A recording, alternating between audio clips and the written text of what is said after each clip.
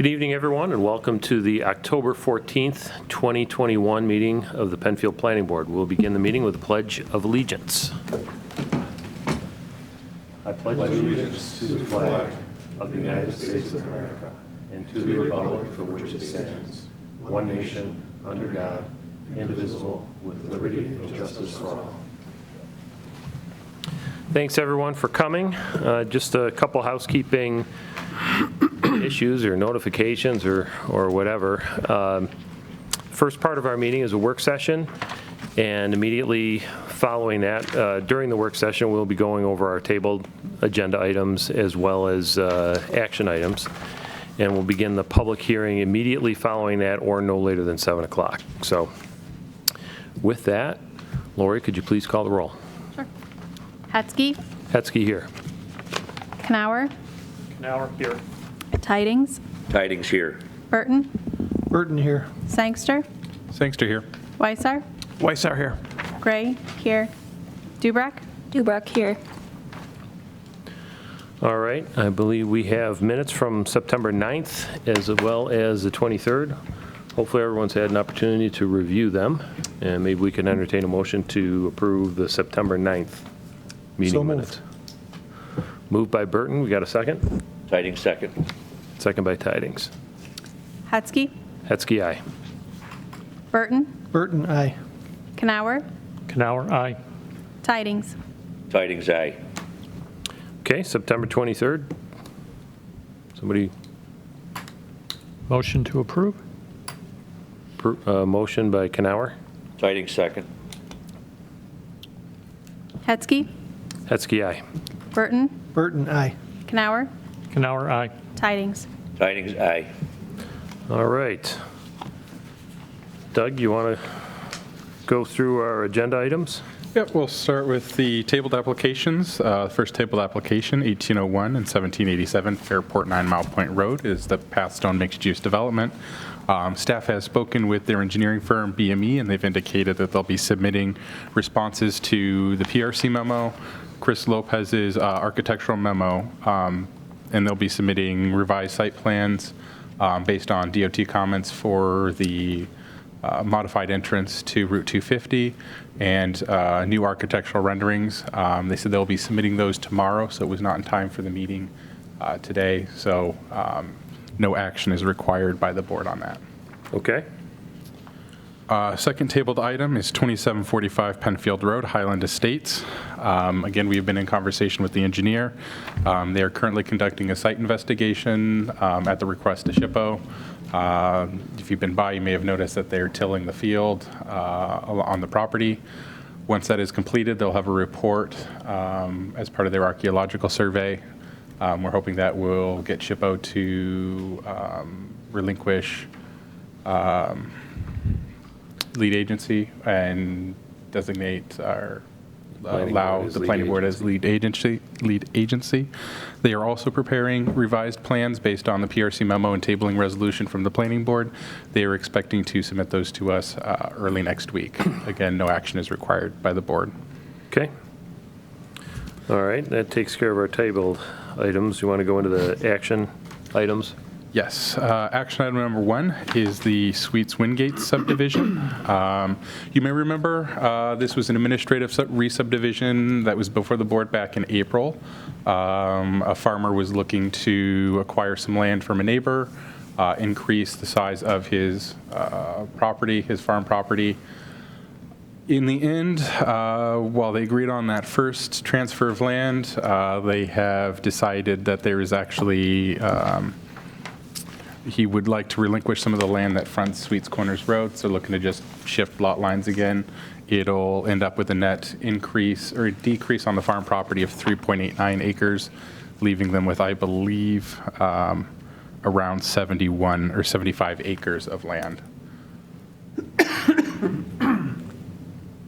No variances are required as part of this. All lots will be compliant, zoning compliant. So what's the change? So it's up on the Sweets Corners side. You'll see it's labeled Lot R1, 1875 Sweets Corners Road. Right now, 1181 Watson Hulbert fronts along Sweets Corners. It essentially follows that dashed line where there's a farm road and an easement. They're looking to transfer that back to the house at 1875 from 1181, and then shift the line for To the the back. east? Yes, so we'll be shifting that line to the east. So this shows the previous configuration. Our parcel map's a little out of date. This shows the previous configuration. Right now, that house has sort of been carved out on a smaller lot. I believe it's 6.15 acres. So they'll be looking to transfer, the one right next to that, directly to the west. Yep. So they'll be looking that the area up by the road will be transferred back to 1875 Sweets Corners, and then the southern lot line for 1875 will shift north to be in along the same line as the neighbor to the east. I believe that's 1881. So if you could zoom out just a bit. Yep, so you can see the dashed line there on the south side. That is currently part of 1875. They want to transfer that to 1181. Yep, right where the cursor is. The more subtle line? Yes. Okay, so that's going away, and it's going to be the darker dash lines, right? Yes, that's correct. Okay. So no new lots are created. They're just transferring property between two owners. Okay. Engineering department, staff have any issues with this?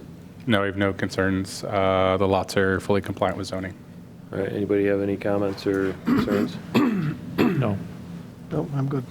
Okay, can we entertain a motion to approve? So moved. Motion by Burton, I'll second. Canower. He beat him just by a whistle, but he beat him. Hetzke, Hetzke, aye.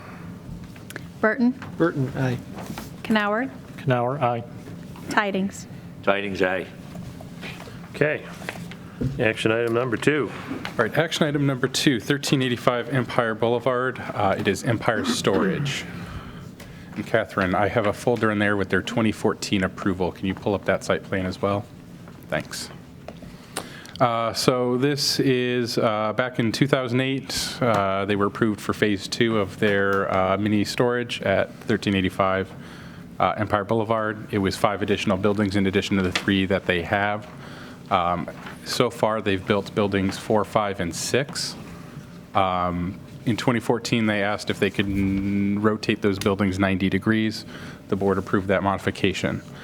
They are now asking to move Building 7, which would have, in its approved state, would be parallel to the 3 buildings along the back there. So which one is, So Building 7 is the dark one. Okay. They're looking to move it from, it hasn't been constructed yet, but they're looking to, their original approval had it in line with the 3 buildings that sort of face northeast to southwest. They're looking to move that up to the front. There's currently just some outdoor storage of campers, vehicles, and a trailer there, so they want to move those into existing outdoor storage spaces and move the building up. That way it sort of creates a gateway at the entrance of the property for aesthetic purposes.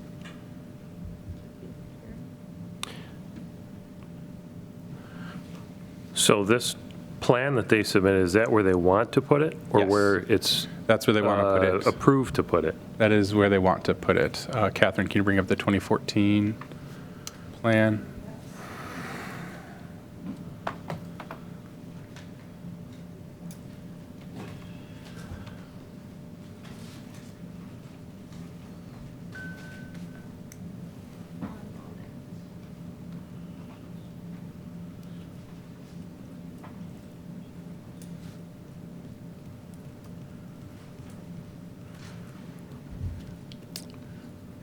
So this is the approved plan from 2014. Can you rotate it counterclockwise 90 degrees? That'll put it in the same frame as as the other plan. So this is as it's approved. Of those 5 buildings you see, they have constructed 3 to remain unconstructed at this point. They're looking to move that 4th one from that location there up to towards the front of the property, in line with the 3 buildings from Phase 1.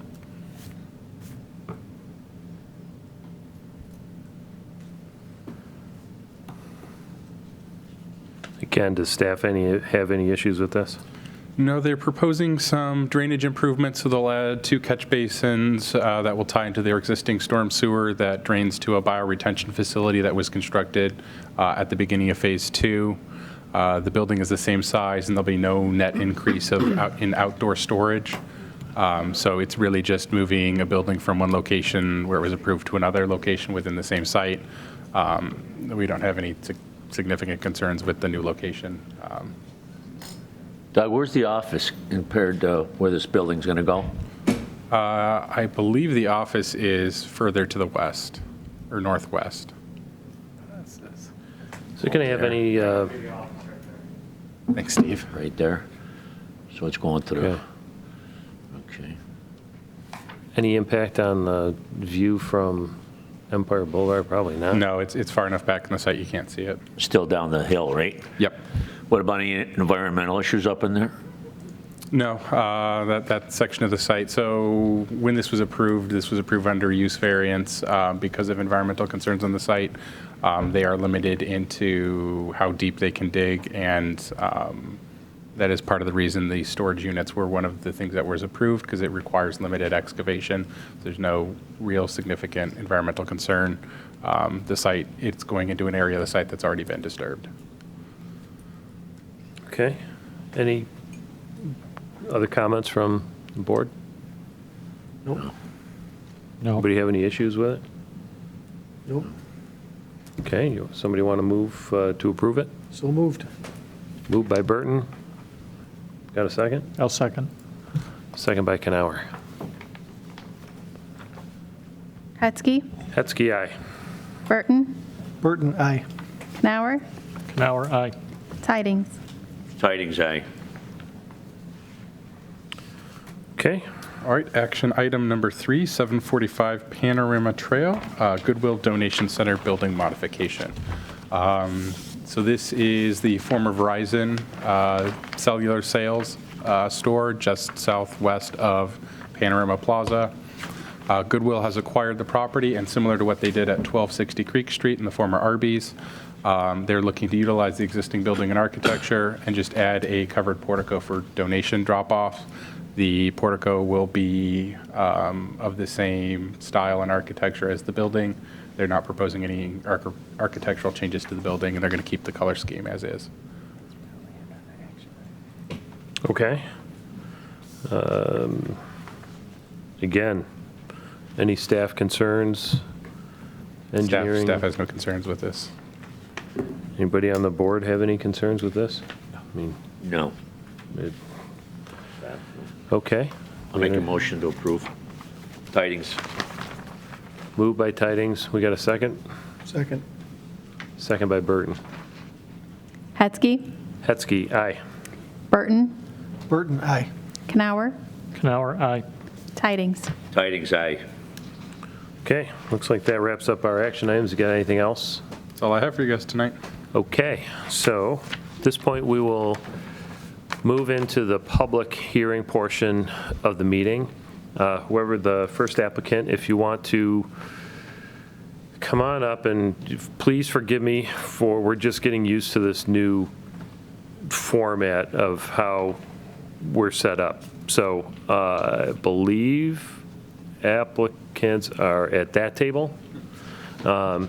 So if you could come on up, sit at that table, and the way our process works, for those of you who don't know, we have 2 items on our public hearing agenda this evening, and the applicant will present their project to the board and explain what they'd like to do, and then the board members will ask whatever questions that we'd like to ask, and then we'll open up for public comment.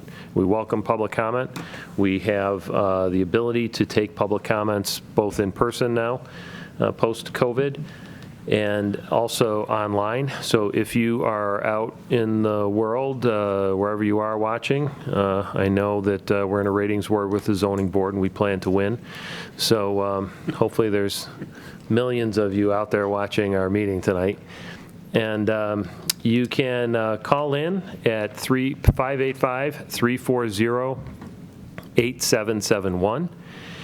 Or you could go on the Penfield website. It's penfield.org, and there is a link to this meeting, a live link to the meeting, and you can submit a comment electronically if you'd like. So I'll be doing my best to monitor this computer in the control room downstairs, who, if you call in, they'll put you in the queue and then let us know that you're on hold. And if you're here locally, meaning in the room, and would like to speak, you can fill out one of these sheets of paper over in those blue bins by the door and submit them to Lori, and then they'll work their way over to me, and I'll call on you as we get an opportunity. Just if you could, let us know which project you'd like to speak about. When you speak, you come up to that table, and please address your comments to the board and not the applicant. And if you, we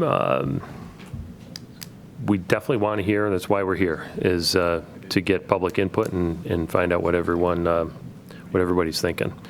So just one more reminder to silence cell phones and pagers and those types of things. I mean, it's up to you. So with that, Doug, would you like to read the first item? All right, public hearing application number 1, Perone Engineering, 349 West Commercial Street, East Rochester, New York, 14445, on behalf of Joseph J. Scafaro, request under Chapter 250, Article 11-11.2 of the Code of the Town of Penfield for preliminary and final subdivision approval for proposed 4-lot subdivision on 17.4 acres located at 1623 Plank Road and 1402 Salt Road, Webster, New York, 14580. The properties are now or formerly owned by Joseph J. Scafaro and zoned Rural Agricultural RA2. Application number 21P-0028, SBL numbers 96.03-1-69.1 and 96.03-1-69.2. Okay, welcome. Good evening, Board. My name is Dave Stair, Vice President of Perone Engineering. I'm with Joe Scafaro, the owner, and our application, as indicated by Doug, is a 4-lot subdivision. We're seeking subdivision approval, not site plan approval. We're just trying to portion out the lots. Joe's mother lives in the existing residence at the corner, and she doesn't want to be in New York anymore, so she wants to sell the house. So we're looking to divide the properties. A month ago, we were in front of the zoning board. There were some variants that needed to be granted. They were approved by the zoning board, one of them being the side tie to the existing barn, and the other being the area of lot 1. It's a little less than, the frontage was less than, but we were granted that approval as well. Oh, okay, setback of the barn? It was the side setback. I believe it needed to be 50 by code, and it's currently 39.4, and they granted us that variance. Okay. We did receive PRC comments that I addressed and sent back. I don't know if they made it back in time, but some of them were a sidewalk easement needs to be provided. We have prepared it. Upon approval of the subdivision, we'll submit and get the easement actually recorded. It was requested that New York State DEC wetlands in their adjacent areas be shown. We have since updated our plan to indicate there's a small area. I have it on my map. You don't have that map. It's at the rear southwest corner of Lot 4. There's a small adjacent area there. There's a request for floodplain information. FEMA has no published information relative to this property existing in a 100-year floodplain. So we added a note to our subdivision to indicate that. The other one was just clerical removal of a signature box, which has been done. And the last one was consideration of perk tests for the parcels. One, we're not looking for site plan approval. The site plans would, at that point in time, go through that exercise of performing the perks and everything else before getting approval to the board. I know that Joe, the owner, originally let me back up one step. Existing parcel 3 is where Joe's house is. He lives there, and he originally was going to build on lot 2, but his father actually told him you can't be this close to the house. So Joe, a few years back or several years back, had perked the property, so there's more reason that we didn't think it was necessary at this time. So there's a current house on lot 3. Correct. Correct. They're all the same lot at the moment. Actually, right now, lot 3, if you look at how it's kind of like a dog leg. Yep. The rear property to the south is being added on to lot 3. So lot 3 currently is just a straight rectangle, very similar to lot 2. He's Okay. going to get the tail off to the south end, the 125-foot strip added to lot 3. Wait a minute, north? So this is the southeast corner of Plank and Salt. That is correct. Okay.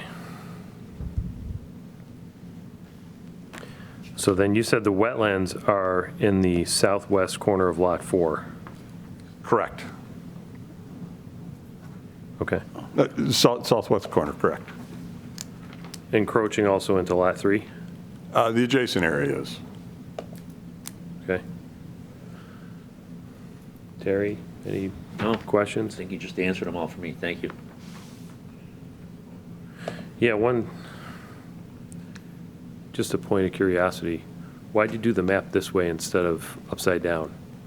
Meaning, I've worked to with me, it Perone is Engineering upside for down. over 40 years, or nearly 40 years. Dominic Perone, the founder of the company, believed that homeowners held the map in front of them with the street so they could view the property. If it were an engineering plan, typically north is up or right. I agree. Yeah, so north is down in this. As a surveyor, it doesn't bother me. Okay. Sorry. All right. Any other questions from the board? Everybody good? Okay, we do have someone that would like to speak. Jeff Clayton. Just come on up, please. If you could, come on over to this table. State your name and address, and love to hear your thoughts. Jeff Clayton, 1653 Plank Road. I'm right next door to the field. I noticed it's not a site plan, so they're not building houses yet. The only concern I had, and the neighbor next to us has the same, is water.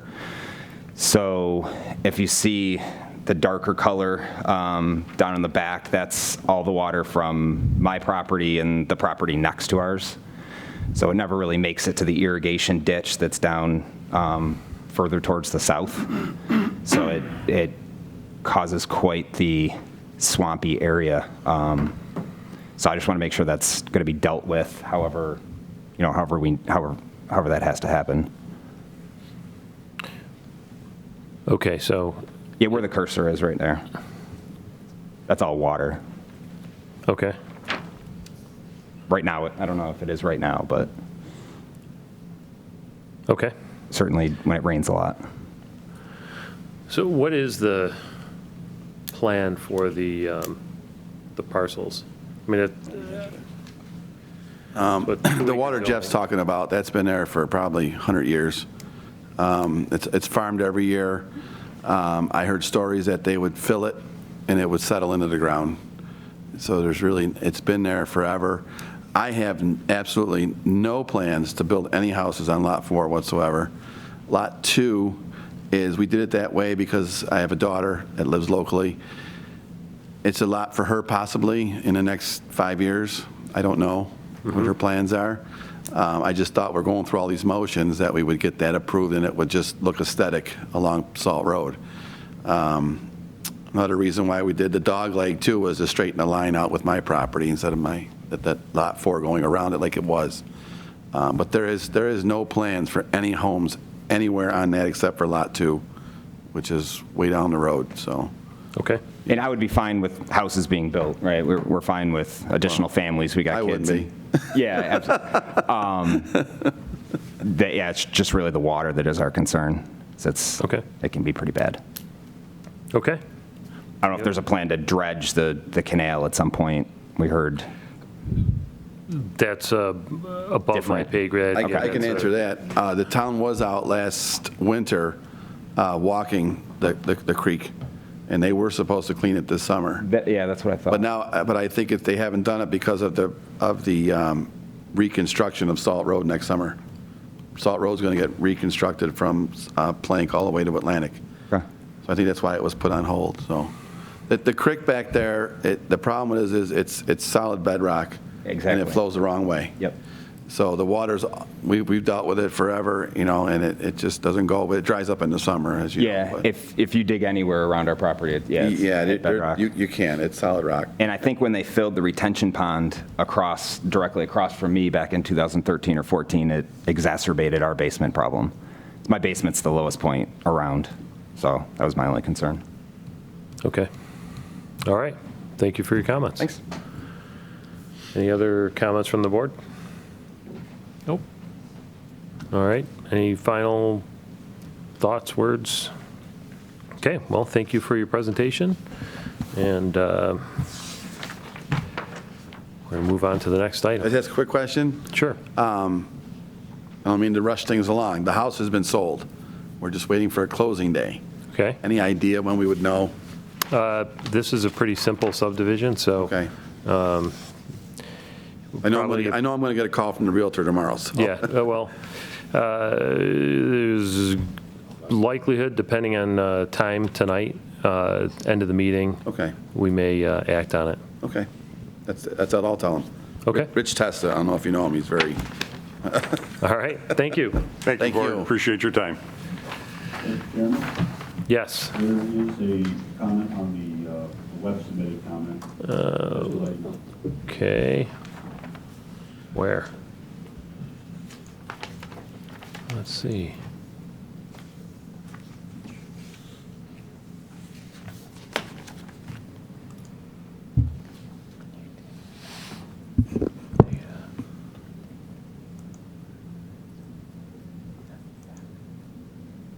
Web submitted comment.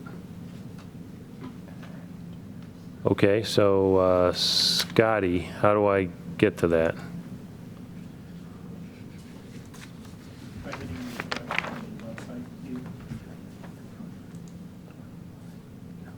Based on the question, I'm going to respond back to the person electronically.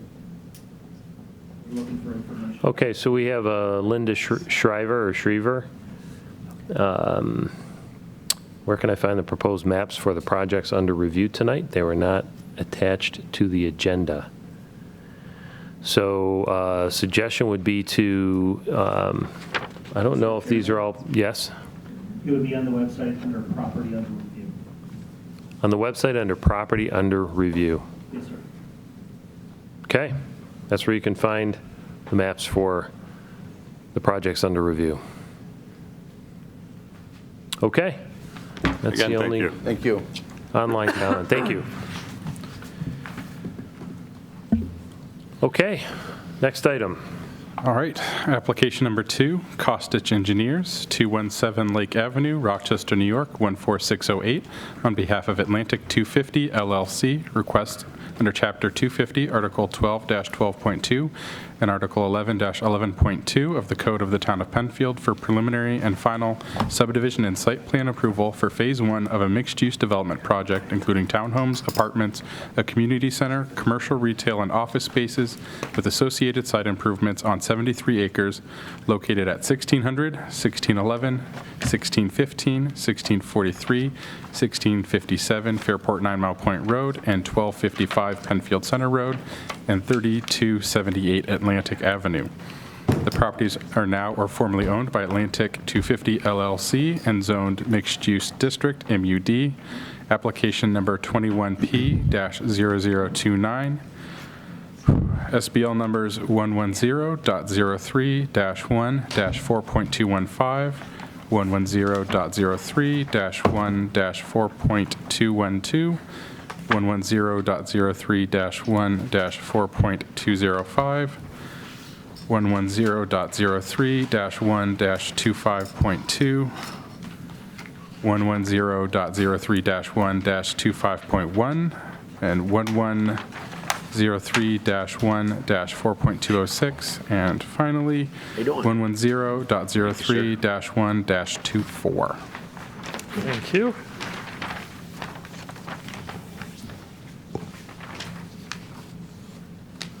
All right.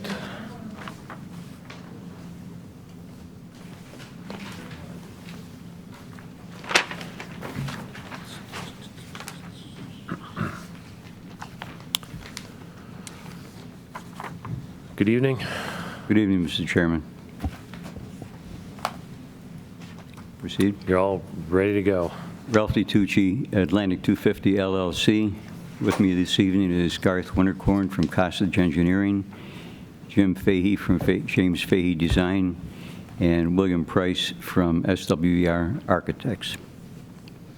We're here tonight after quite a long pause in our project's development and are happy to have the opportunity to discuss with you this evening our proposal for Phase 1 of the overall project, which is the western portion of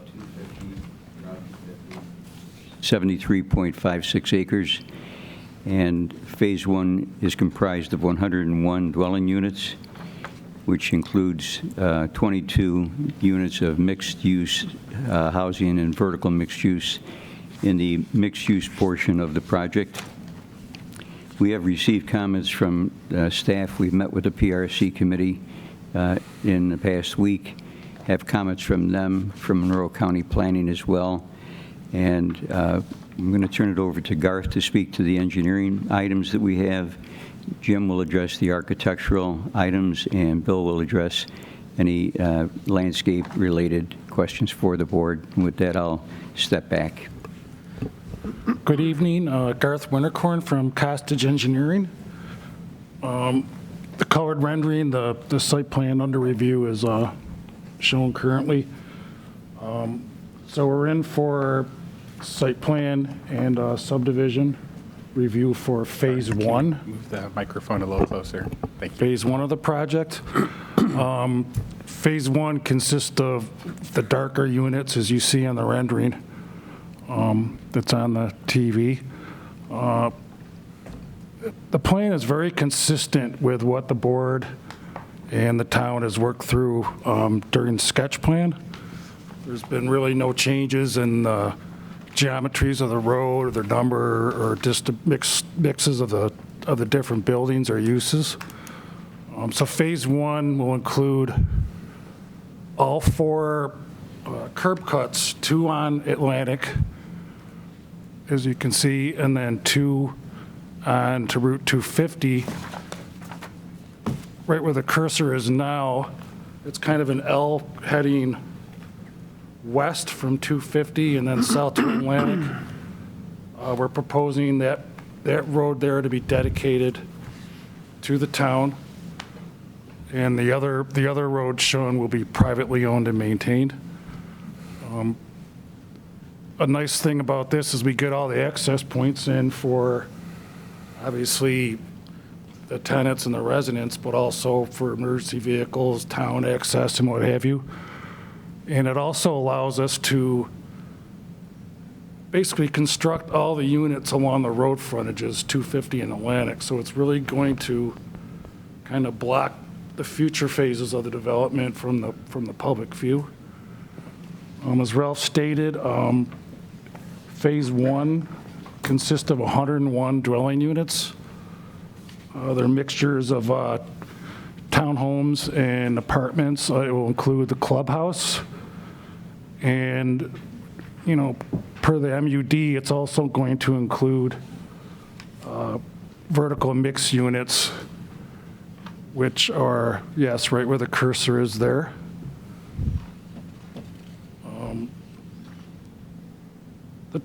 The handout I gave you guys is just kind of a summary of, I'll call it the site data for Phase 1.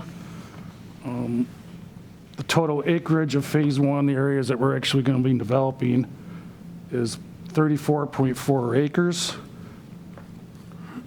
The open space within the Phase 1 area will be 13.8 acres, roughly 40% of the total Phase 1 area. I mentioned the 101 dwelling units. It's going to comprise about 14.6 acres of impervious area, which includes the roads, sidewalks, and of course the buildings. We summarized the parking. A lot of the parking will be shared parking. Each townhome unit will have a double garage and a 20-foot wide driveway, which could accommodate additional 2 parking spots, either for the residents of the unit or visitors. The shared parking is really around in back of the mixed use, the vertical mixed use units in the clubhouse. So what the plan does is, if you remember from sketch plan, is the dedicated road part. It's really creating almost like a village feel where the units are going to be fairly close to the dedicated road. And obviously there'll be sidewalks and some hardscaping and outdoor potentials for the mixed units, for the mixed use units. The clubhouse is just to the north of the mixed units, right there. There'll be a large open space associated with the project. You can see the large stormwater pond on the west property line. There's bioretention areas north and south of that on the edges. So all the stormwater, the vast majority of the stormwater for Phase 1 and future phases will be directed to that pond. So we designed all the stormwater in conformance with the DEC speeds requirements as well as the town requirements. The water mains we have water mains surrounding the site. We have them on Atlantic and 250, so we will be creating a new dedicated main following the dedicated road that will tie in at 2 spots, so it'll be looped. And then the individual lots will be serviced off of that main. So the way the right-of-way is configured, that obviously will become owned by the town, so it's creating Lot 2, which is at the south west corner of Atlantic and 250. Lot 1 would include the areas or the units along Atlantic, and then Lot 3 would be the remaining area to the north, which would include the pond and the remainder of the units you guys are looking at. Sanitary sewers, we've had long discussions on that. So everything is going to be collected and gravity flow to a proposed pump station that's down at the low area of the site, which is down by the pump station, or the pond, the large pond there.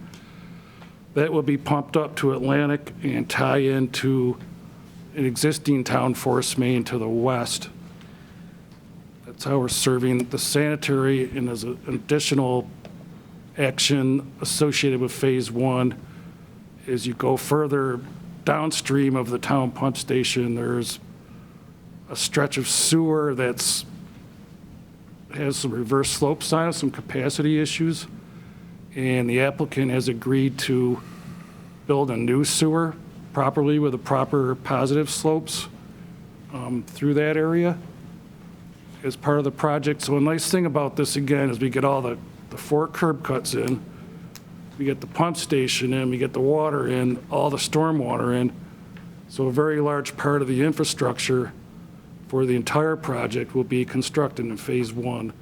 And then we've designed it as such that as the future lots unfold and everything, the connection points are all there that will enable, full service to the entire development.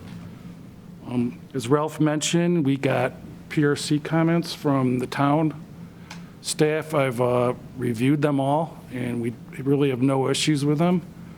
We've also received comments from Monroe County Planning and DRC. Again, we reviewed them and don't see any major issues with those either.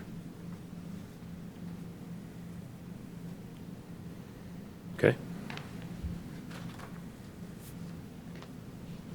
How do you want to proceed? Do you want to get through your whole presentation? Yeah, you want us to field questions as we go? Or It's up to you. Up to since you. it's maybe it's fresh in everyone's mind, I'll take questions now if anyone has them. Okay. Bob, you want to start? Sure. I had a few questions for starters. How do you anticipate, you're showing phase one here, and at this point in time, how many future phases would you anticipate, and specifically, where would they be on your plan? Again, the application is for phase one only. So not preliminary overall, preliminary phase one. Correct. And final phase one. Correct. You have an overall plan in your set. It doesn't really delineate the phasing, but it does show the entire development. Right. Right now, we're anticipating, based on some factors, that we'd be looking at probably 5 phases for build out of the 73.6 acres on the west side of the road.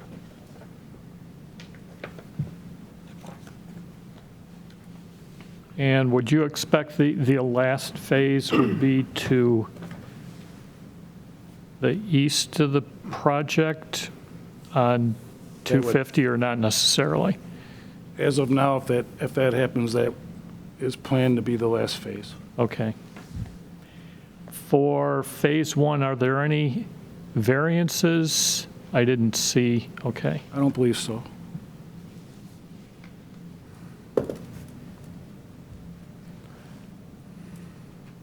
And could you go over what the plan is for lighting in the phase one? Do we want to get to that? Is that a future? We can hold that. Yeah, are we jumping the gun on that? Is that not part of your purview? We didn't prepare the lighting plan ourselves. And, Right, so we can get to that, I guess, in a Okay. few minutes, right? That'd be somebody else's yes. presentation. And as before, from what I remember before, these are all rentals? Is that correct? That's correct. Okay. And on the phase one, every unit will have for that unit a garage? Correct.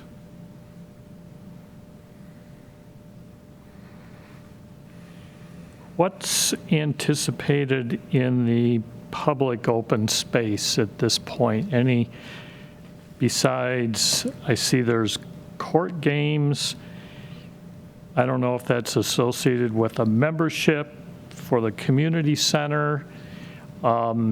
Maybe you could talk a little bit about the public open space, use of the courts, and the community center. Jim, you want to speak to the community center portion of it? Or? Sure, I can. Okay.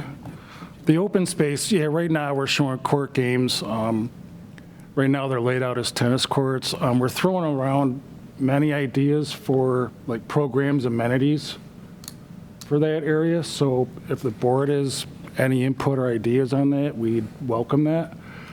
Obviously, the large green space could be used for many things, sports fields. How big is it? I'm just trying to keep with what's shown on the plan right now and not get into things that hasn't been presented as part of the application package yet. Approximately, what's the size of that public open space there between the retention pond and the community center and the court games area? Say it's going to be in the 5 acre area. You know, the pond is obviously very large. So we're also thinking of maybe using that to create some kind of activities as well. How big's the pond? Looks like it's almost 5 acres itself. Yeah, I don't have the square footage, AJ, in front of me. Pretty sorry. good sized. Maybe 3.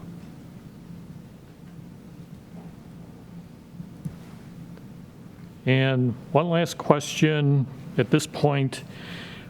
For the residents of these buildings, for the actual construction in the garage, how would the use of a charging station be accommodated if someone has an electric vehicle? I might have to defer to Ralph on that one. Okay. Yeah. You know, it may be something as simple as just a circuit that's put in the garage for future use to make it simple if someone then wanted to put a charger in the garage. Being that they're rental units, I'm sorry. Finish your thought, and then I'm going to put you on pause for a second. Okay. Seeing that they're rental units, I'm assuming that, you know, people can't make construction modifications to the buildings without prior permission. Okay. Ralph and Bill, are you the only 2 other representatives of the applicant? Okay, why don't you guys come up to this table, and then when we open it up to public input, you two gotta, you gotta skedaddle and scram and not leave, but exit the table. Thank you. This will make it a little bit more Thank you. workable for answering questions, I think. Bob, to answer your question, we're actually doing a study right now of the comparative cost and the affordability of having individual charging capability at the unit versus having centralized charging stations in the project where folks can go and charge their cars. Okay. So, yeah, my concern is at least there would be some, Yes. you know, accommodations on the site. Correct. Yeah. Okay. Do you have a delineation on the map of the Zone A areas, the Zone B areas? It's on Is that somewhere here that we drawing could? CA 110. Oh, CA1. It's the overall site plan. It shows the different ABC development zones and what's located in them. CA110. Ralph, while he's looking for that, if you could answer Bob's question about any proposed fees for the amenities. Are they going to be, the pool and the tennis courts, are they going to be available to people that, you know, live and work in the community, or is there some kind of a fee membership you're proposing? There's not a fee membership. The amenities are for the residents of the development. At the cost of? It's built into the rent, certainly. All the amenities? Yes. Okay, so none of this would necessarily be open to the whole community? Correct.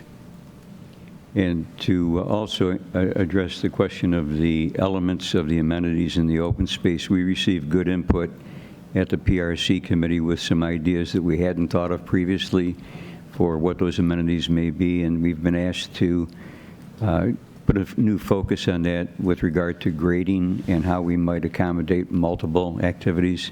So that's part of our refinement process going forward. Are those amenities considered, in your mind, part of the commercial uses? They're related to the commercial uses insofar as they have synergy physically in the location of the commercial portions. But no, they'll be community, the available amenities for the residents of this project. What is the overall percentage of commercial space or non-residential, actually commercial space in the Zone A portion? In Phase 1, it's on the handout tonight. In Phase 1, Zone A non-residential space versus versus residential space, or total space, I should say, is 46%. Should be on the bottom right, left, your left. And how do you define that? So Are you defining the community center No, as non-residential space? no. Okay, all right. We've taken the commercial ground floor space of the vertical mixed-use buildings designated as 1 through 8. That square footage represents 46% of the total square footage of those buildings. When you add the residential unit square footage for the second and third floors with the ground floor non-residential is 46% of the total. Phase 1, Zone A.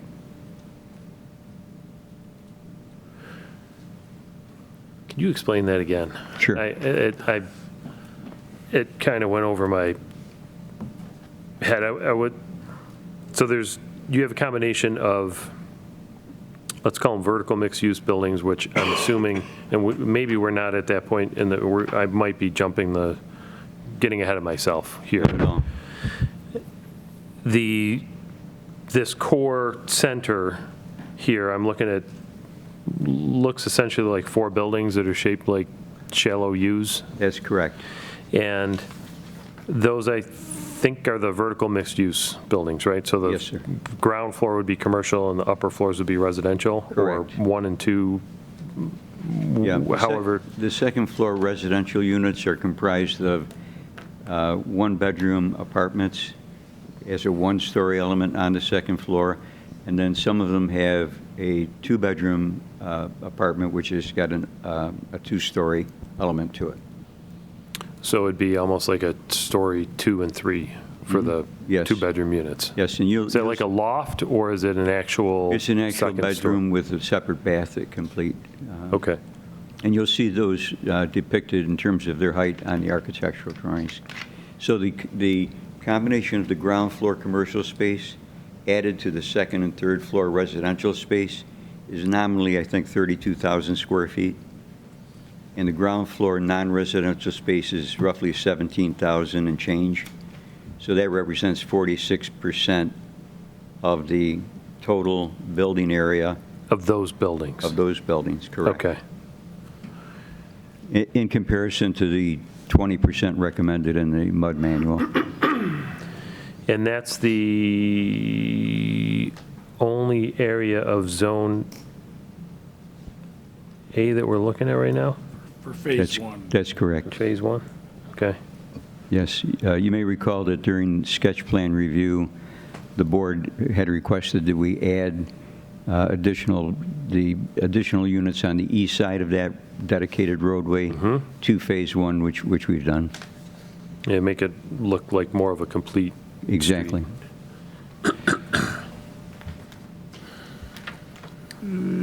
Projected uses of those spaces.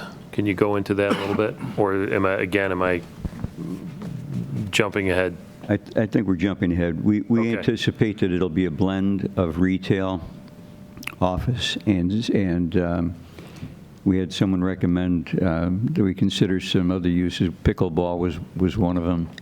Okay. So we're open right now to a variety of uses, but we're primarily trying to focus on those uses that would be mostly available for the residents of this development, so we minimize taking cars off the road to facilitate the marketplace for those. Okay. Which was one of the goals of the mixed-use zoning. Last question before you move on. Garth, did you say that there's 3 lots overall? Correct, yes. In the future? So this will be broken up into 3 different owned lots, entity-wise, from a financing standpoint, or how does that? If I can just try to put it in context a little bit, having come through the COVID pandemic, we're in a kind of an uncharted water in terms of marketing, financing. The lending environment is changing every day. So we're trying to be mindful that we want to have more than one financing package. It'll all be under the same auspices of ownership and management. And it may be that there will be more than 3 lots, depending on how many units any given lender wants to finance at whatever given point in time. So we're going to be reacting to the market in terms of the demand for the number of units, the absorption rate for those units in terms of rentals, and then what the lending environment is at the future point in time that we want to continue with the development. So there would ultimately be a number of different tax parcels. Correct. On the site. Okay. All right. Any other questions? I just from got the one board question from just this for moment? someone, please. Property management, there's going to be a location for that initially in phase 1? That's correct. And whereabouts is that on this map here? That will be in the community building. In the community building? Yes. Okay. Given where we are with potential change in employees working at home versus working away from home, and brick and mortar stores being reduced to online shopping, how confident are you that you're going to be able to rent the commercial spaces in this development?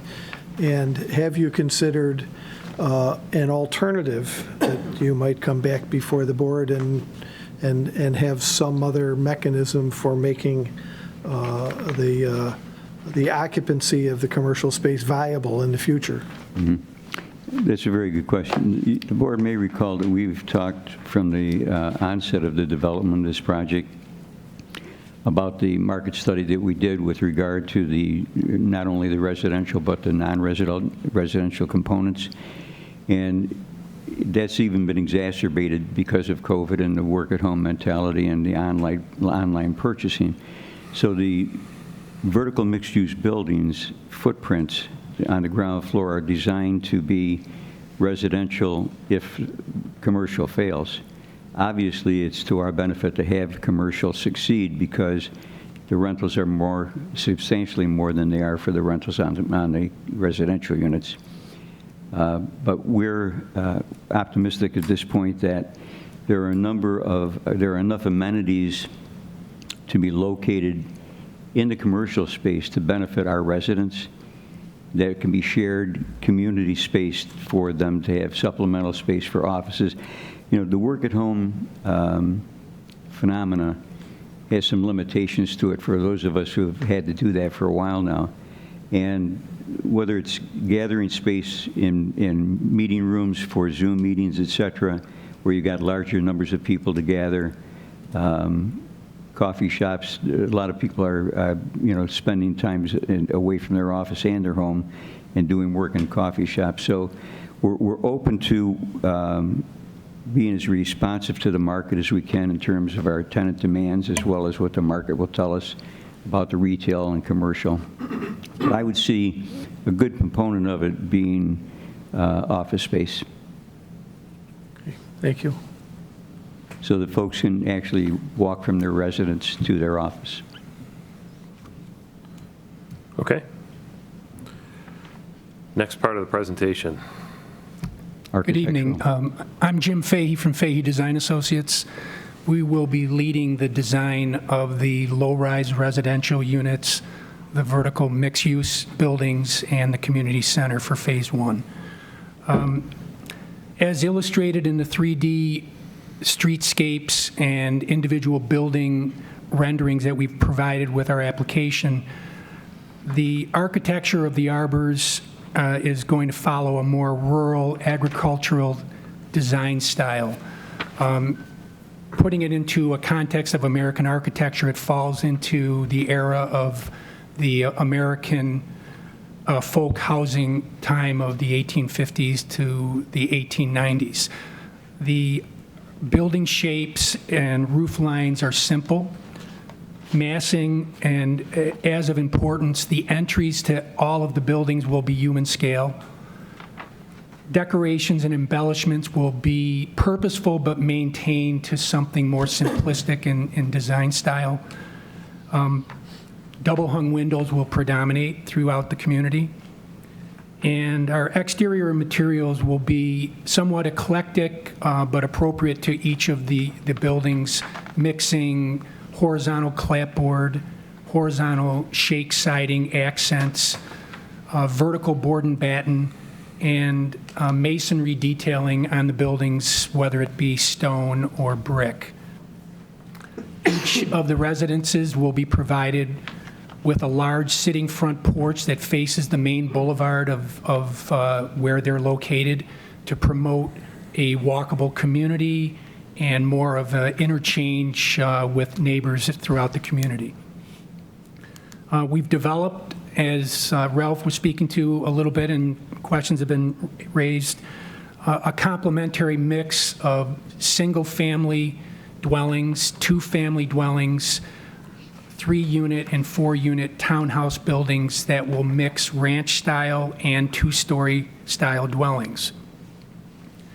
The vertical mixed units buildings will be a combination of 2- and 3-story buildings. All of the ground floor currently is planned for commercial, retail, office type of space. And then whether it be a 2-story apartment unit or a 1-story apartment unit as illustrated for our vertical mix buildings, they will sit over a podium-style construction where they're separate from that first floor. And they'll have private stair access up to the second floor away from the commercial retail space. We are still working on our final decisions for the exterior materials. We're balancing aesthetics, construction costs, and long-term maintenance, which all three of those issues are critical to, I think, the long-term viability and marketability of the project. Even though I'm saying that we're still working these details out, I think, and I'm very confident that the architecture that's presented in our application and shown on the screen tonight is representative of the final architecture that we will be putting before the town and the board. It's just we're working out certain final aspects of all these materials. The only building that we really haven't come to full grips on in a final design type of or a design development stage is the community center. And the reason being is right now we're showing kind of an L-shaped structure, but as we look to expand the outside outdoor amenities in the green space, we want to make sure that our program for the community center not only takes advantage of that space within the community center, but also provides the residents of the community the ability to live from that space to the outdoor amenities. And those outdoor amenities will be principally located in that large green space where the swimming pool area is, tennis courts, fire pits, pavilion space, and it should be a really vibrant area to bring people that are living in the community to gather together. And so we're looking hard at this community center right now to take better advantage of living in to out and vice versa. And it may be a slight change in our footprint or our axis of the building. But again, as I'm saying with the other architecture on site, we're confident that the style of that building, which again is very rural feeling, will remain as such. It may change a little bit in its geometry, but it will stay very similar to what we're presenting to the board right now. Jim, if we could ask you to please, as we're looking for the benefit of the audience, if you could speak to some of these individual renderings as to what they're looking at, that might be helpful. Sure. So right ahead, we're standing on one of the main boulevards looking in the zone where we have our vertical mixed-use buildings. So we're flanked left and right of the boulevard with vertical mixed-use buildings. You can see commercial space with currently more storefront-type windows, entrances that will be spaced on all 4 sides of the building because there is access on all sides of the buildings.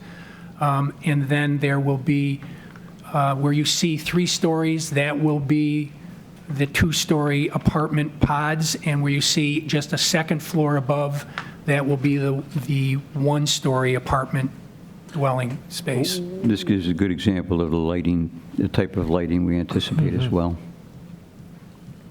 Okay. Are we looking, where, on that last, So you're that- looking, in the distance, you're looking towards the community center. that's the bluish, that's a Right. blue Yes. building?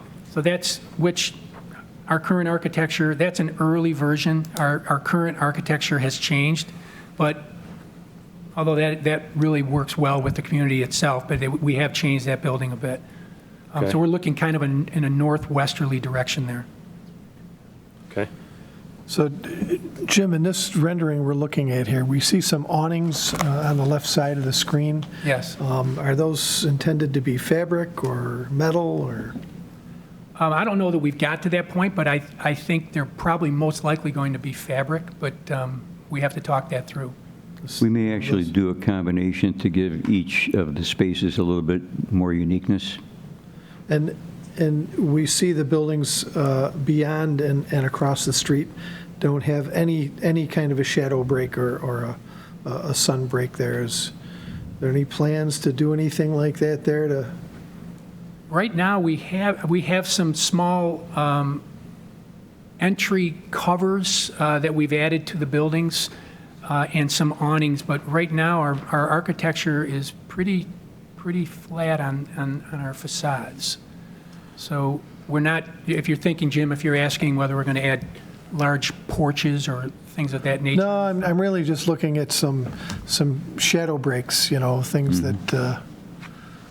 Yeah, and I almost feel like that's going. We could look at that, but I'm a little bit concerned that that's going to move away from this rural agricultural architectural feel that we're trying to hit with the community. It's real easy to get too busy with these. Yeah, it's where do you want the balance, right? Right. In this slide?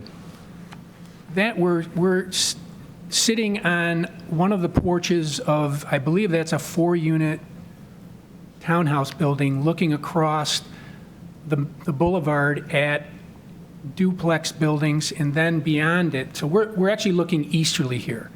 So I could give you a spot in the community that where we're actually standing, but that's looking across the street at 2 duplex, two family buildings, and there's also, we're peeking through to a third in the background that's east of the 2 that are on the main boulevard. So it looks like that's south of the downtown area. Right. Okay. That's kind of the cross of looking, we're standing on the east side of the boulevard looking at, I believe, Ralph, correct me if I'm wrong here, but I think that's 1 and 2 and 3 and 4 You're correct. that are on the west side of that main boulevard. So that's vertical mixed-use buildings that we're looking at. So we're looking almost due west, So right in the center right in of the town? center of that zone 2. Okay.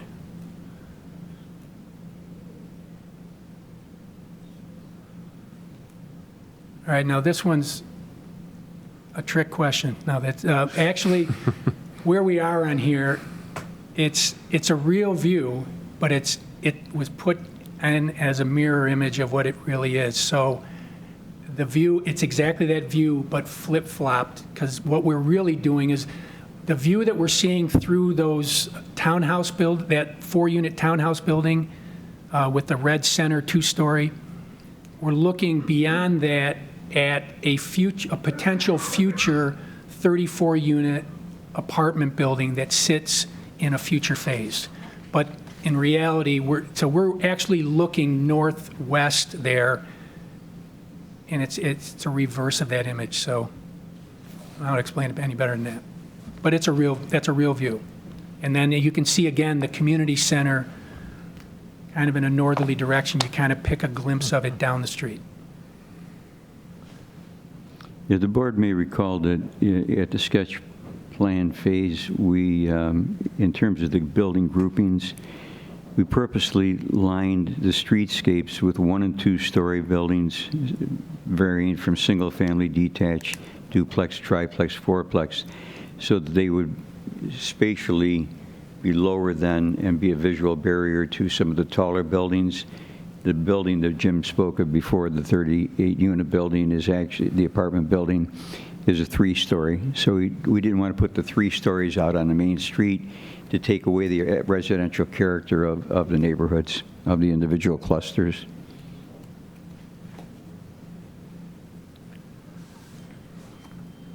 Question, if somebody wants to entertain guests and stuff in the apartments or the single-family ones, where would they go? Is there like greenery behind these units in any of these, or are they expected to go over to the community center? You know, just to even cook out or to entertain some friends? Yeah, that's a good question, Terry. If we could go to the site plan for a moment.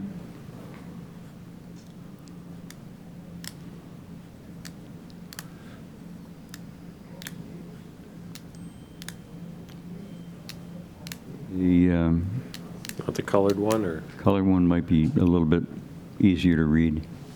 Thank you. If you could enlarge that just a little.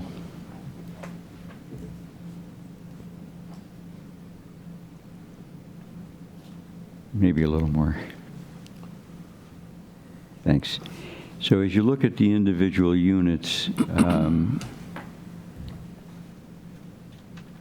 there are, in all areas, there are green spaces around the units. There are some in between the buildings, but then there are more linear, in fact, the PRC referred to them as pocket parks. So we do have large areas for people to go to, in addition to the large open park area we talked about earlier, that 5-acre piece, where they'll be able to have congregate space, basically. We'll have, with the walkways that and multimodal paths that traverse the property, some of which is in phase 1 and some of which is in subsequent phases, there will be sitting benches, there'll be fire pits, etc. Okay, fire pits. And if they want to put a grill out there, or like, you know, children's toys, something like that, I mean, there's areas for that? Not really. Not really. We're trying to have a fairly modest accommodation for that within the unit and the unit area proper, and have it more to the open space and the communal space.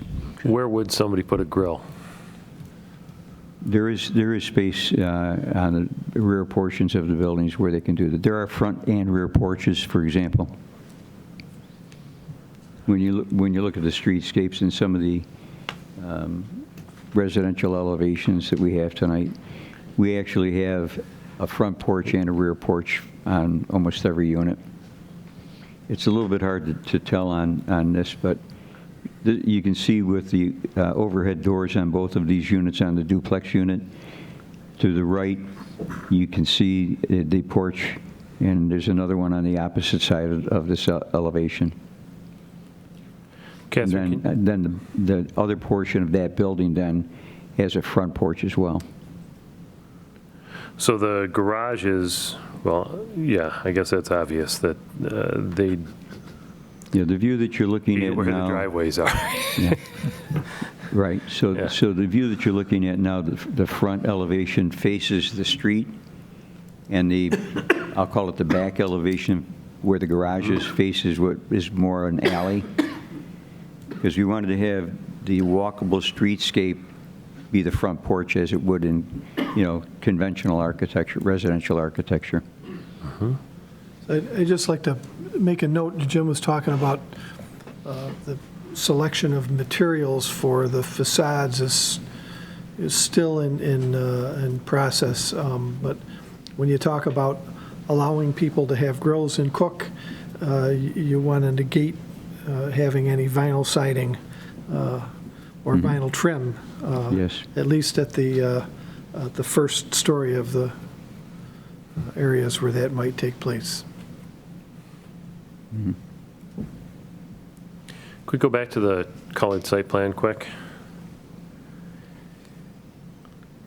Ralph, you were mentioning these pocket park Yes. type spaces. Or if I'm looking at that and I look at the left side or the south side of the property, those two buildings that are at a, say, a almost 45-degree angle flanking the entrance, those spaces, the green spaces in between those buildings and the next buildings to the north are such spaces. Would that be an accurate assumption? No, to the, no, go north, to the right and down a little bit with the, right there. Yes. Is that what you're talking about? Yeah. So those that'd be where you might have a fire pit and a little, let's call it a community gathering space or something, maybe some outdoor furniture and Yes. that type of thing?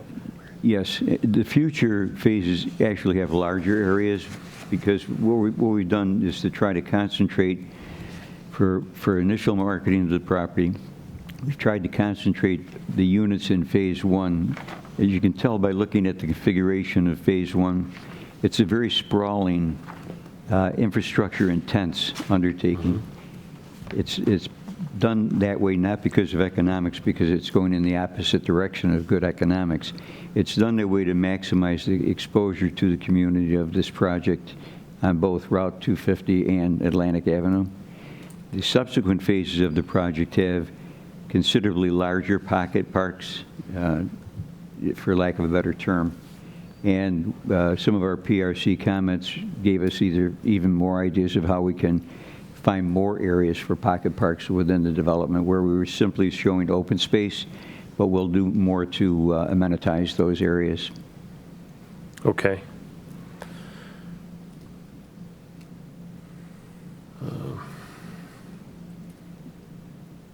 I had a question and it's escaping me at the moment. Any other questions at the moment from the board? The, the community center, I'm assuming that would have event rooms or party rooms in there? Yes, it will. That the residents would have, and then they could have family that lives, friends and family that's outside of the development there. Parking for guests that would serve that building, would that be located? It looks like it would be. It would be, Bob, to the west of the vertical mixed-use buildings. Gotcha, okay. Yeah. As well as along the street to the north of the community building. There's some parking along that area as well. So to continue on what Bob's asking about, let's say you're on that southwest section of phase one, and you're in those, you're in the furthest west or the second furthest west townhome. Where would you have guests park? You're having I don't know, Thanksgiving, and you got 6 extra cars coming. Where would they typically park? Well, there are 2 parking spaces in the garage for every unit. There are 2 parking spaces in the driveway for every unit. And the street is typically 25? The majority of the streets are 25 foot wide. So there's the capability of on-street parking as well. Okay. That was one of the features I believe that the mixed-use manual was looking for as well.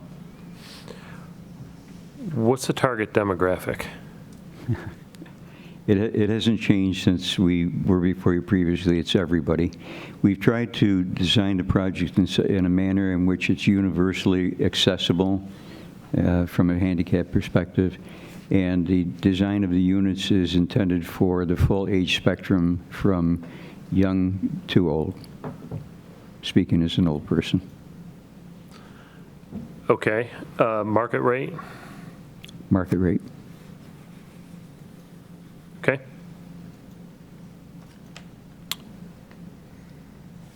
Do you want to continue on the architecture? You feel Yes, that? please.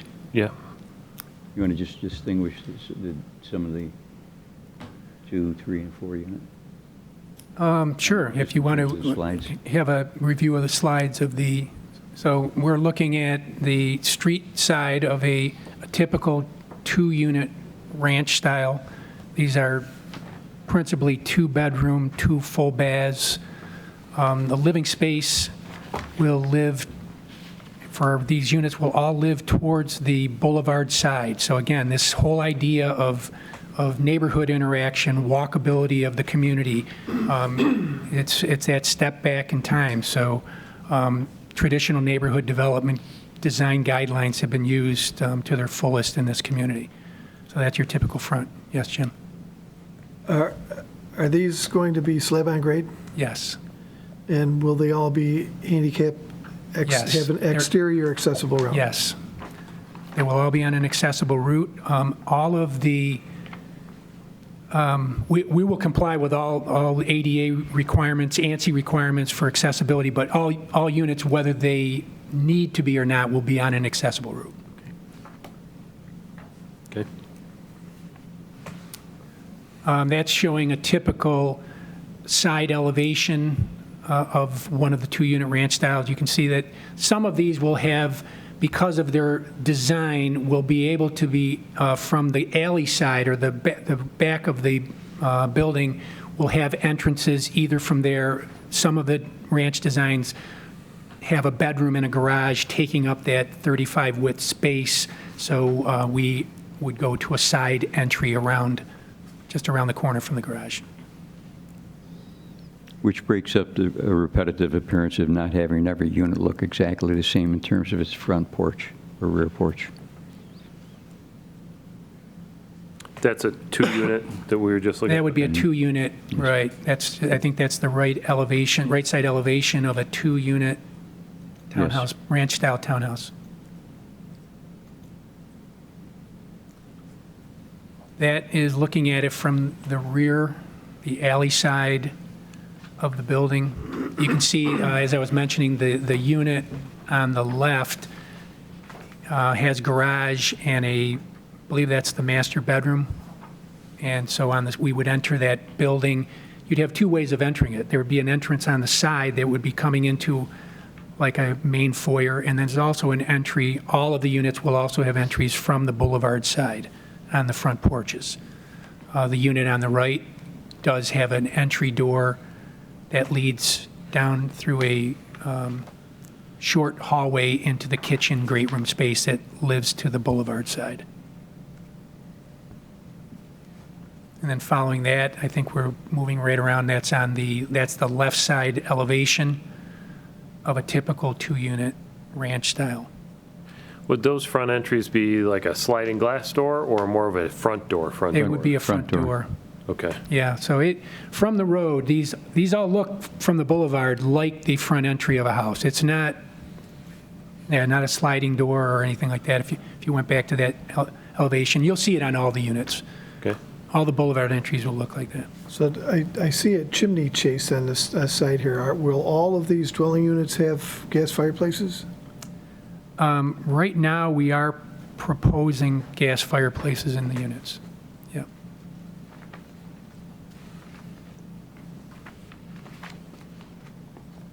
So that's just showing the street side of a typical, kind of our building block for the community. We have a typical 2-story, 3-bedroom unit, and we have a 2-bedroom. Single unit. Excuse me. Single unit. Yes, Single unit, single yes. family. So so as I was mentioning, as the building block, as we move from our single-family dwellings to our 2-family dwellings, to our 3-unit townhouses, to our 4-unit townhouses, we will use our single-family ranch and 2-style buildings as our building blocks to develop those other combinations. So this is showing you the boulevard street side of a typical 2-story single-family and a ranch single-family. Right-hand side of a single-family ranch. And that's looking at a typical ranch and a 2-story from the alley side. So they will both have entrances from the alley, Service Street, along with from the boulevard. And all units will have two-car garages. I think you're seeing that, but that's another real plus. And the rental market is definitely pushing in that direction. That's something that we feel strongly on, and it's really going in that direction. And I think, as Bob brought up, one of the first questions on electric vehicles, I mean, that is, we're right on the cusp of that needing to be an amenity in all of these. So the thought of putting one in each of the garages, as Ralph said, we're looking at the economics of that, but that's a very real possibility for every unit. And that's showing a typical side elevation of a two-story single-family. This is a 3-unit townhouse. All of the 3-unit townhomes will be flanked with ranches on the outer units and a 2-story in the middle. So you can see those are two slightly different floor plans for the 2 ranch units that are on the ends. Right side unit of that 3-unit building. The 2 stories, a 3-bedroom? It's a 3-bedroom. And looking at it from the garage entry side. And as you're seeing this, as we're going around, we're not putting, when we're putting the single families together, it's not just a building. We're putting 3 single-family buildings together and 4 single-family buildings together.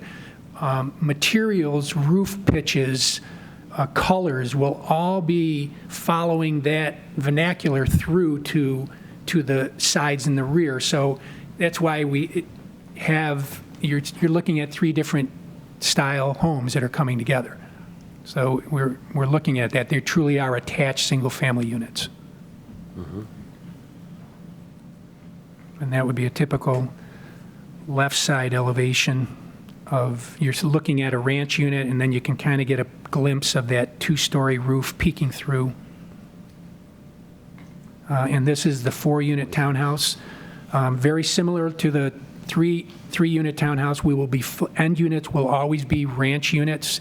Center units will always be 2-story units.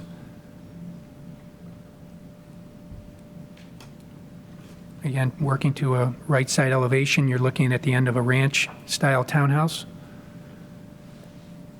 The rear of it. And the left side elevation.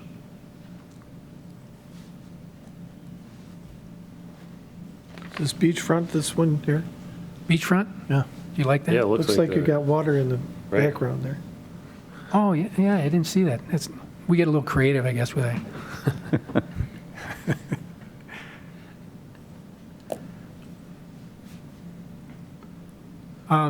That was submitted, and that is not part of Phase 1, but that is the 3-story apartment building that we kind of got a glimpse of that sits in that pod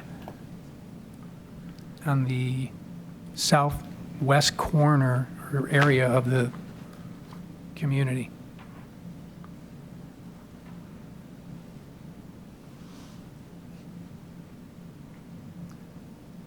And that's looking at, I think we got, wondering, have we looked at these? I think we have on the vertical mixed use. Yeah. Yes.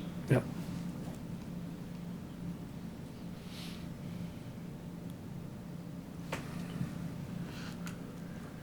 Okay.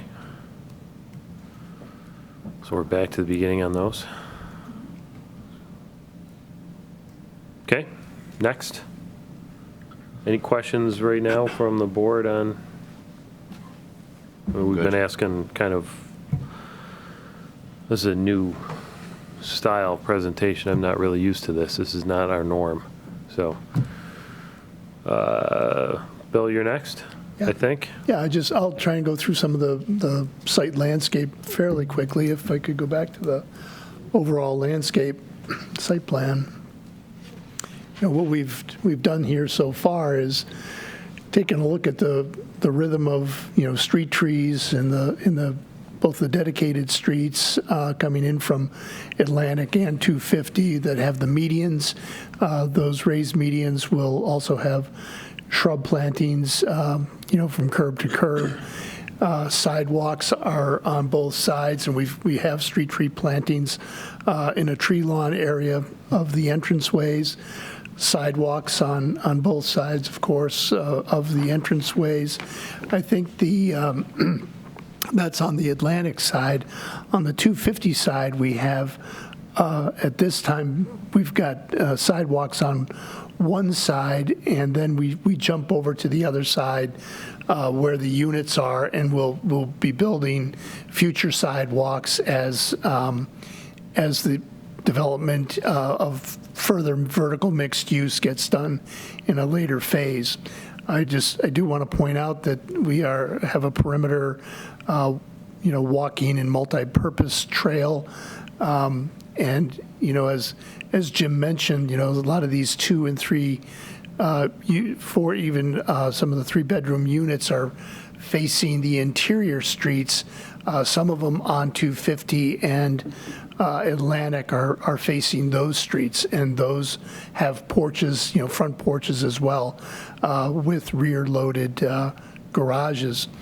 The site lighting has been laid out in a fairly typical post-top light fixtures with a fairly traditional colonial type look to it. LED, of course.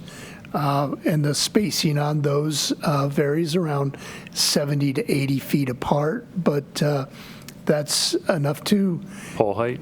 Pole height is 14, and the luminaire itself is probably 18 to 20 inches. Maybe tickling, 22 inches in height.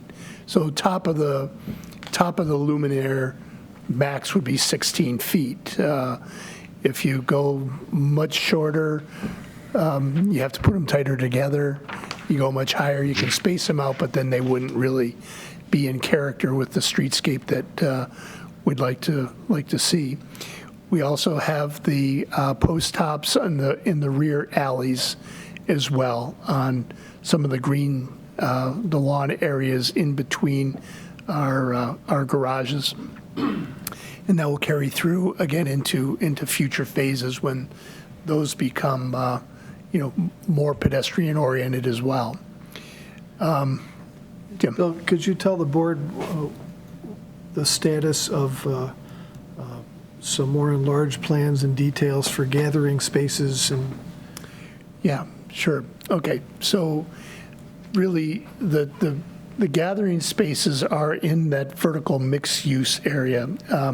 We did submit on the landscape plans. If you look at the L series of plans, a lot of public open spaces and patio spaces, outdoor seating areas are all throughout this main area, and it's on both sides of the buildings. And we have those corridors. There was one of the renderings that showed the corridor between the buildings. So there isn't any side of these vertical mixed-use buildings that don't have outdoor spaces associated with them. Are there any rendered details that you could share with the audience tonight? Just this particular one, but we did submit sheet L103 in our package that does look at the outdoor seating, lighting, landscape, different plant beds.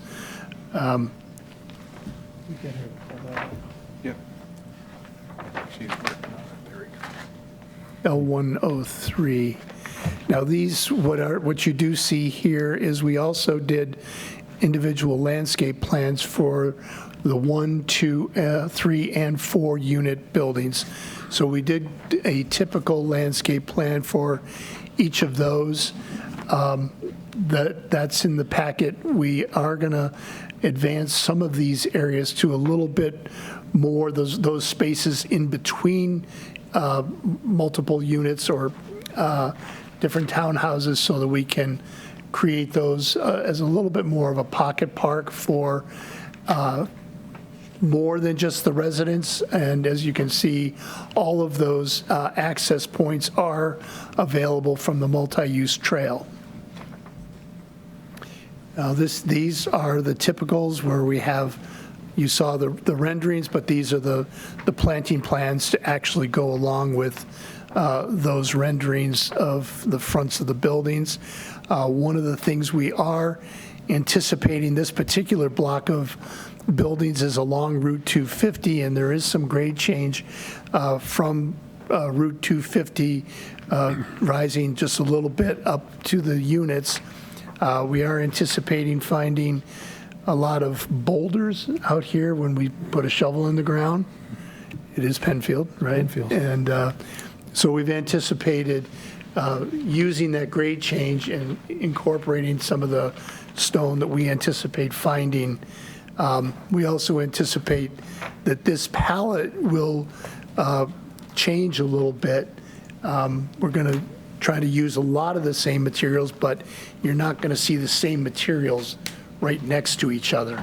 So we will be changing up the planting palette all across the entire development. And Bill, you've increased the landscaping buffer along 250 as well. Yes, yes. So this plan is the L101. This is intended to show you the variety of outdoor spaces that we have. We have both the walkways just for getting from one building to another to the entranceways, but also, creating outdoor spaces at the ground level, outside commercial and retail spaces. We are providing some plant beds that are along the sidewalks in front of the parking areas to provide just a little bit of buffer between the cars and, people sitting outside. On the center there, you see the darker boulder lines. That's, trying to show you the on-street parking, transitioning to curb, a kind of a paver space or tree lawn where we would have the lights, the benches, street trees, and then you have that 8-foot sidewalk behind that landscape strip. And then we get into the plantings, and you can see that the buildings are fairly close to our sidewalks, but we've still created some outdoor spaces where there are benches and seating between the sidewalk and the face of the building. Could you describe the construction of the multi-use trail? The multi-use trail, I believe, is 10 feet wide and is proposed to be asphalt. It will be the perimeter of phase 1, and including crossing the outlet of the retention pond, so that it can extend to the north side of the retention pond. Future phases will pick it up and bring it around to the north, so that at this point, those lands to the north will be left alone. So you will be able to get around the entire perimeter of phase 1, and there will be connections to the adjacent parcels from the part of the trail that's built as part of phase 1. So you have that wrapping around, it doesn't show on this plan, but you have that trail heading east from the retention pond over toward where the court game area is? So from the retention pond, it really does stop at the north end of the retention pond. I suppose we could consider whether returning it back to that road that is, adjacent to the tennis courts as part of phase 1, because it is anticipated in the next phase to make that connection. While we're on that, not to steal your thunder, Bob, but in the southeast corner, there's that little tail that's just extends to the east of the eastern Atlantic Ave Yeah. Oh, yeah. that seems to end. Well, it's there. That you don't own that parcel on the corner, do you? You don't We do control it? not. So is it just supposed to, It's just there for And the there- next owner to, the adjacent owner to tie into. okay. So ultimately, somebody could walk the entire perimeter up until that point, then they got to go on the sidewalk and jog around that, right? Essentially. Yeah, that would be correct, so there is, sidewalk down to the entrance. They would have to, yeah. Is that going to be maintained in the winter, cleared of snow, and people be able to use that in the wintertime? We haven't gotten to that point. I don't really know if that will be done. Okay. I think that's going to depend on people's use wants to be for some cross-country activity or snowshoeing, whether or not leaving the snow is better than. is better. Sure. Okay. I didn't mean to stop you. No, I just wanted to point out so that one of the things we'll be refining, so there is landscape for the individual units, the street tree, the street trees have been designed and coordinated with street lighting. We'll probably be adding, signage, directional signage. We've tried to highlight the entry points to the trail system with plant beds. They're there just to accentuate, where does the trail start and stop. But as we move forward, we're going to work with Jim on the layout of the position of the clubhouse, the position and best location for the pavilion that you see on here, and also, probably taking a real good look at the grading from the pavilion and the clubhouse down to the retention pond, and looking at alternatives of that being kind of a bowl configuration where we could host outdoor events, and that could kind of feel as like an amphitheater type space. Now, what would they be looking at? Would they be looking down at a performance that's programmed, or would they be looking down at kids playing in a multi-purpose field? It could probably serve as both, but we're going to, try to refine that, as well as, is it tennis courts? Is it pickleball? Is it basketball? Is it all of the above? PRC made it pretty clear there's a market for pickleball, but. Any consideration for a dog park? Yeah, I think the dog, well, I don't want to sell a dog park for you, but I think. It hasn't been ruled out. Got a list of possibilities. And since these are all rental units, you have a policy that allows pets? There will be a policy. I'm not aware right now exactly what it's going to be. Yeah. But it's entirely possible, Jim, when you look at the future phases, that they don't really stand out that clearly on this rendering, but there is a fairly large stretch of land to the south of the retention pond and the southerly bio retention area that runs east-west, a little bit farther south. Yeah, runs east-west there, which is, it's got a pretty good grade change as well. And that's another area that we think could be a pocket park, and that might be an area where we could do some distinct things like a dog park versus having the dog park in the midst of other activities, because that could cause some, if we do have a dog park, that could be a little bit of a conflict. So, which brings us to timing. So you're here before the board looking for approval for phase one. Correct. So do we have a proposed timeline? Day one, you start development of phase one, and the units actually go into construction on day 200 or whatever it is, and then phase two would start. So you could give us an idea, particularly if you're talking about some features of the overall plan that might want to be available to people that are in phase one, that the board would want to consider in their consideration of approval for just one phase. That makes sense. I think there were several questions wrapped into one, so I'll try to address them one at a time.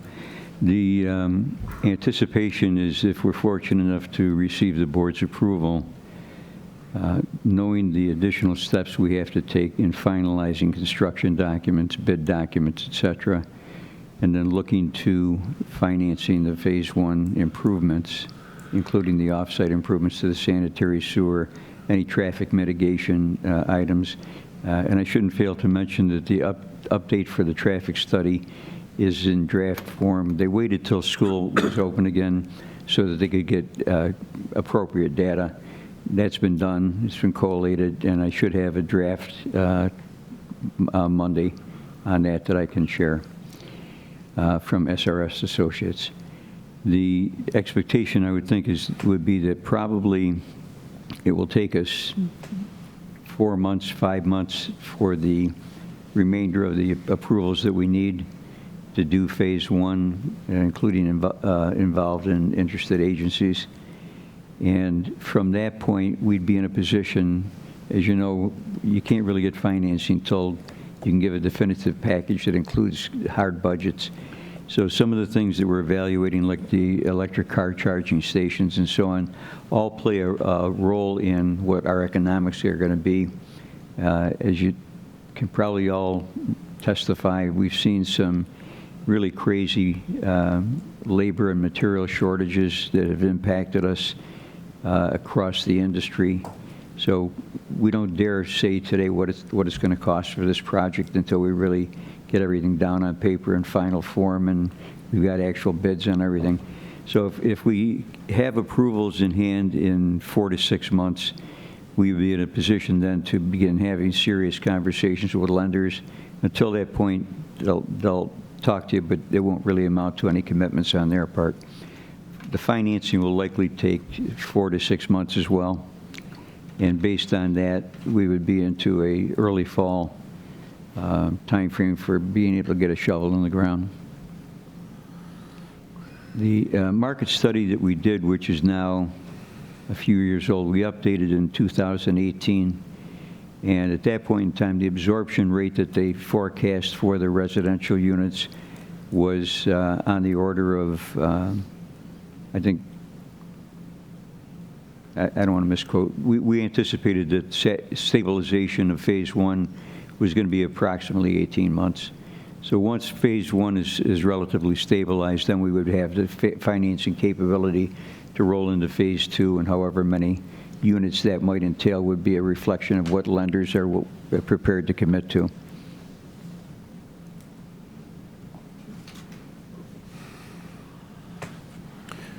Trend going up for demand for rental units?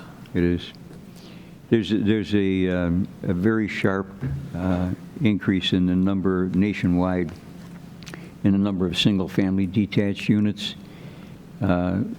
We only have 11 in phase one, and so you'll see as we go through the subsequent phases that we've got additional ones.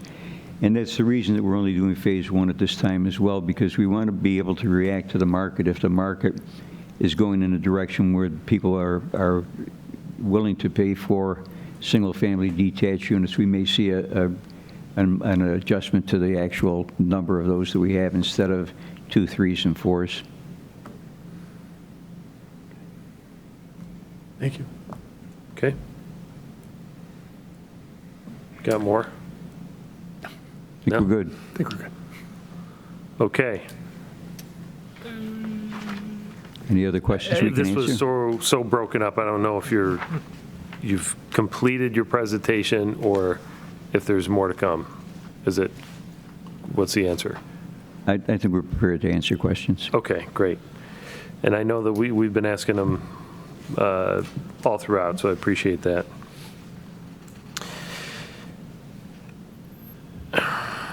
I don't know if I have any at the moment.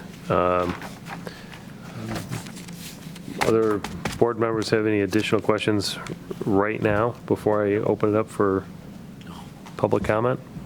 Okay. At this point, I'm going to ask the two of you to take seats someplace else. Yes, we will. If that's all right. Thank you. And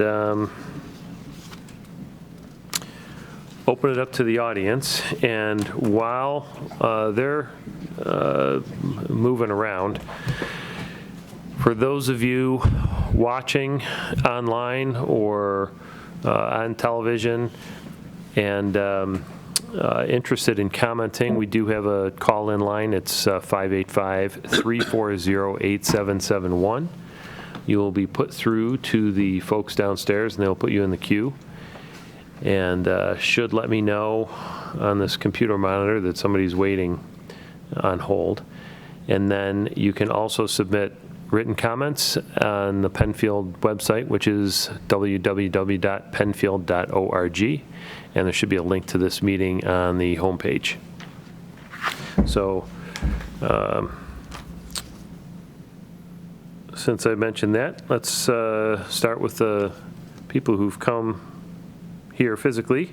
And George Corbett, if you could, when you come up, please take a seat, give us your name and address, and then like to hear the comments.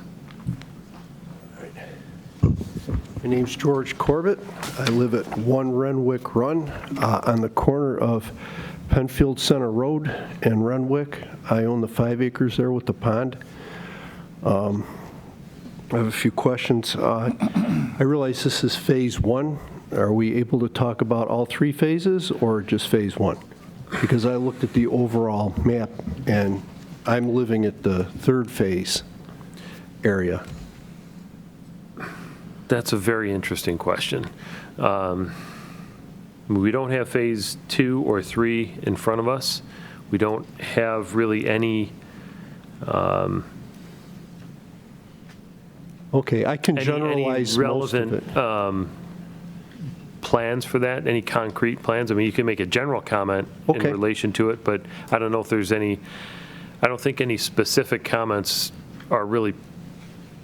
Okay. Depends on how specific, I guess, if that makes sense. Okay. Sir, you can always ask staff. You can always send an email to the planning board staff and ask a question about any project that's under review if you have general questions like that. All right. Well, my general question for this, what I'm talking about probably pertains to most of it. I saw in there where it's possible that you could have up to 4 stories and 45 feet tall. Is that true? That's true in the mixed-use district, but the mixed-use district is broken up into zones, Zone A, B, and C.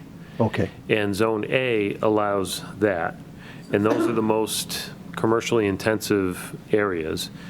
The areas toward Penfield Center Road are Zone C, which are the least intense uses, much more residential oriented. Okay. So the Zone A district in this particular project, if you notice, basically right in the center of the drawing where they're talking about they were talking about vertical mixed use, and I believe their tallest is it 3 stories? Yes. So it's those 4 buildings that Catherine's circling, Okay. those right there. And you saw some of the renderings on the television screen of what those would look like? Yes. And or my concern, what they're projected to look like at this time. Yeah. And from looking at the entire project, my concern was I'm going to be able to see that from my house. It's not anything that you're able to hide at that height. And when we moved in 2015, it was because we wanted to get away from the city and the heights and the troubles. and a year later, it was changed to mixed-use development. And if that corner building on the top right there appears, I'm back in the city again. My other question was, I hate to beat this parking to death, but I was under, right now, that projected, as it is on the screen, is up to 760 units. All right, I don't see 760 parking spaces, and that's if each unit only has one car, which is never going to happen in reality. So where's all the other cars? I know that the smaller single homes each have a garage. You have 760 units at 760 families. Where's 760 parking spots? And that's if there's no visitors, if there isn't, and if there's no nothing. So are you saying that the parking lot that they're showing doesn't have 760 parking spots? I don't see it. I imagine whoever designed this has the answer as to what the actual parking spots are. If you have 760 units, you got 760 families, they each can have at least one car. Where are they going? So I may be able to answer some of those questions. Okay. And maybe Mr. DiTucci can chime in after that. But Phase 1 does not have 760 units. What we're looking at tonight is a proposal for Phase 1. Right. It's on the order of 101 units. Okay. Each one of the units is stated to have a two-car garage, as well as a driveway that will fit 2 additional vehicles. So that would essentially hold, I guess, 404 cars. And the future phases, if they come to fruition, would be designed to accommodate whatever parking would be required. Okay. So I don't think we're looking at all of the potential parking accommodation if the whole thing is built out. Does that make sense? When I came here after looking at the map of the full thing. Sure. Understood. Okay. My other question was with the dogs, the animals. Now, we have problems as it is now with people not cleaning up after their dogs. And if you have that many units, families, only half of them have dogs, let's say, I'm well aware of the damage they cause in the apartments. They have to go out at least 3 times a day. If you have a dog park, I don't know who's cleaning all that up. And most likely, they put a path that leads right out onto Penfield Center Road, where my 5 acres, Mike's 10 acres, and Sam's 4 acres in the church are all going to become the dropping zone for that mess. And I'm hoping that the ordinance goes in that it's a no pets apartment. These people are, I'm sure whoever moves in is fine, but let's face it, they're all transient. They don't own anything. They're not worried about what gets ruined or where they're going. It's not theirs. They pay rent and they do what they need to do. And if there is not a lot of room in there, and you certainly don't want them using the mixed-use family areas, the picnic areas for it, they got to go somewhere. That's a whole lot of mess for coming onto our streets, because you're not going to walk the dog on those other 2 avenues. They're very busy. That leaves that 7-foot sidewalk that leads right out onto Penfield Center, and that's Renwick Warren and Tomlinson and all those properties. And if there is an overflow of traffic because there's not a lot of units, they're going to be parking all along Penfield Center Road. And I'm already having trouble with that when they're pulling on the lawn and then pulling away and just ripping up the lawn and leaving their garbage as they go. And you can't even mow the lawn without picking it up. And Sam's in his 80s. I'm going to be 64. It's a lot. It's a lot of mess. And I just, with the amount of people that are going to be in this unit when it's done, this area, it's going to be a phenomenal mess if it's not controlled before it starts. And my concern is mostly the amount of people, where everybody's going, and the mess it's going to make. Okay. So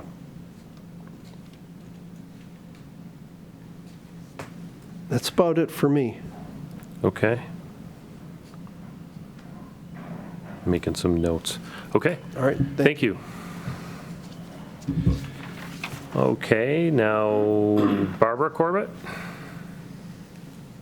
Come on up. Good evening, everyone. Thanks for having us and doing this. I've been trying to pay attention to Phase 1 because I've been very much paying attention to Penfield Center Road part. That's where I live. But I did learn a lot tonight, and I'm listening, and I'm hearing a lot of we don't know yet. I'm hearing some, we've been creative. I hear we're not sure. I could write down all the little pieces of unsuredness, I believe. It's almost there. We'll be getting that piece. It doesn't sound like they're quite ready, but I think they're heading towards getting ready for Phase 1.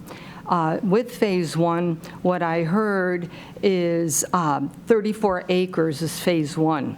This is 73 acres, and if we have 101 units in 34.4 acres, there's 659 more families that are going to move into this Phase 1, 2, and 3, if I'm understanding this correctly. And that's what I'd like to know. Are they still keeping that number of 760 units? We've been to the town hall this week. We went over all the paperwork, but I'm not an architect. I'm a homeowner, and I want to protect that privilege. So what I'm wondering, first and foremost, is there 760 projected units when this thing gets finished, if it gets that far? That's a question that we can find out. The number of units, my guess, would be somewhat flexible from the standpoint of how Phase 1 works out and the acceptance, economics, how it all works, financing, market conditions. Ralph, if you'd like to. Yes, that's a Speak good to that. question. The sketch plan that we provided, which encompasses the entire 73 acres, will accommodate 517 units, and that's in the final phase. The portion of the property along Penfield Center Road is Zone C. Development Zone C only permits 1 and 2 family units. That's 8 acres, so there will only be 8 units in total on the 8 acres along Penfield Center Road. So the 750 or thereabouts number includes the 25 acres on the east side of Route 250, which, if it's ever developed, will be the last of any of the development that we do. Okay. That I didn't understand. Is he crossing over 250 where they want to do that like Phillips Village kind of thing next to the horse farm? I don't understand where he's talking about. That was part of the sketch plan. Are we still talking about the initial 73 acres? No, the 25 acres would be in addition to that. All right, that's not what I'm talking about. That I just found out about. That one, I just found that out this week. I'm not sure that answers my question, but I know my question will ultimately get answered. Okay. There's a beauty to rural agricultural living. Part of that is the nighttime sky. There's an abundance of lighting here. I understand they're LED. I understand LED lighting is focused. That will glare some way, raise light high someplace where the nighttime viewing is not going to be protected as a natural resource anymore. Some states, such as New Mexico, Arizona, they have laws against taking away the nighttime sky. I love it. It's part of the beauty. We don't have lights here. We walk with flashlight if you're going to walk at night. I don't understand why this community requires so much lighting unless it's very concerned about crime. I think if you have 500 units even, 2 people per building, open, universal rental understanding. Anybody can come who can afford the rent. You're going to see a need for change. You will see change. And I'm not afraid at all of walking my neighborhood. And I know my neighbors. I knew which ones were here tonight. I know which ones I'm going to go visit tomorrow and catch them up on what went on. I love it here.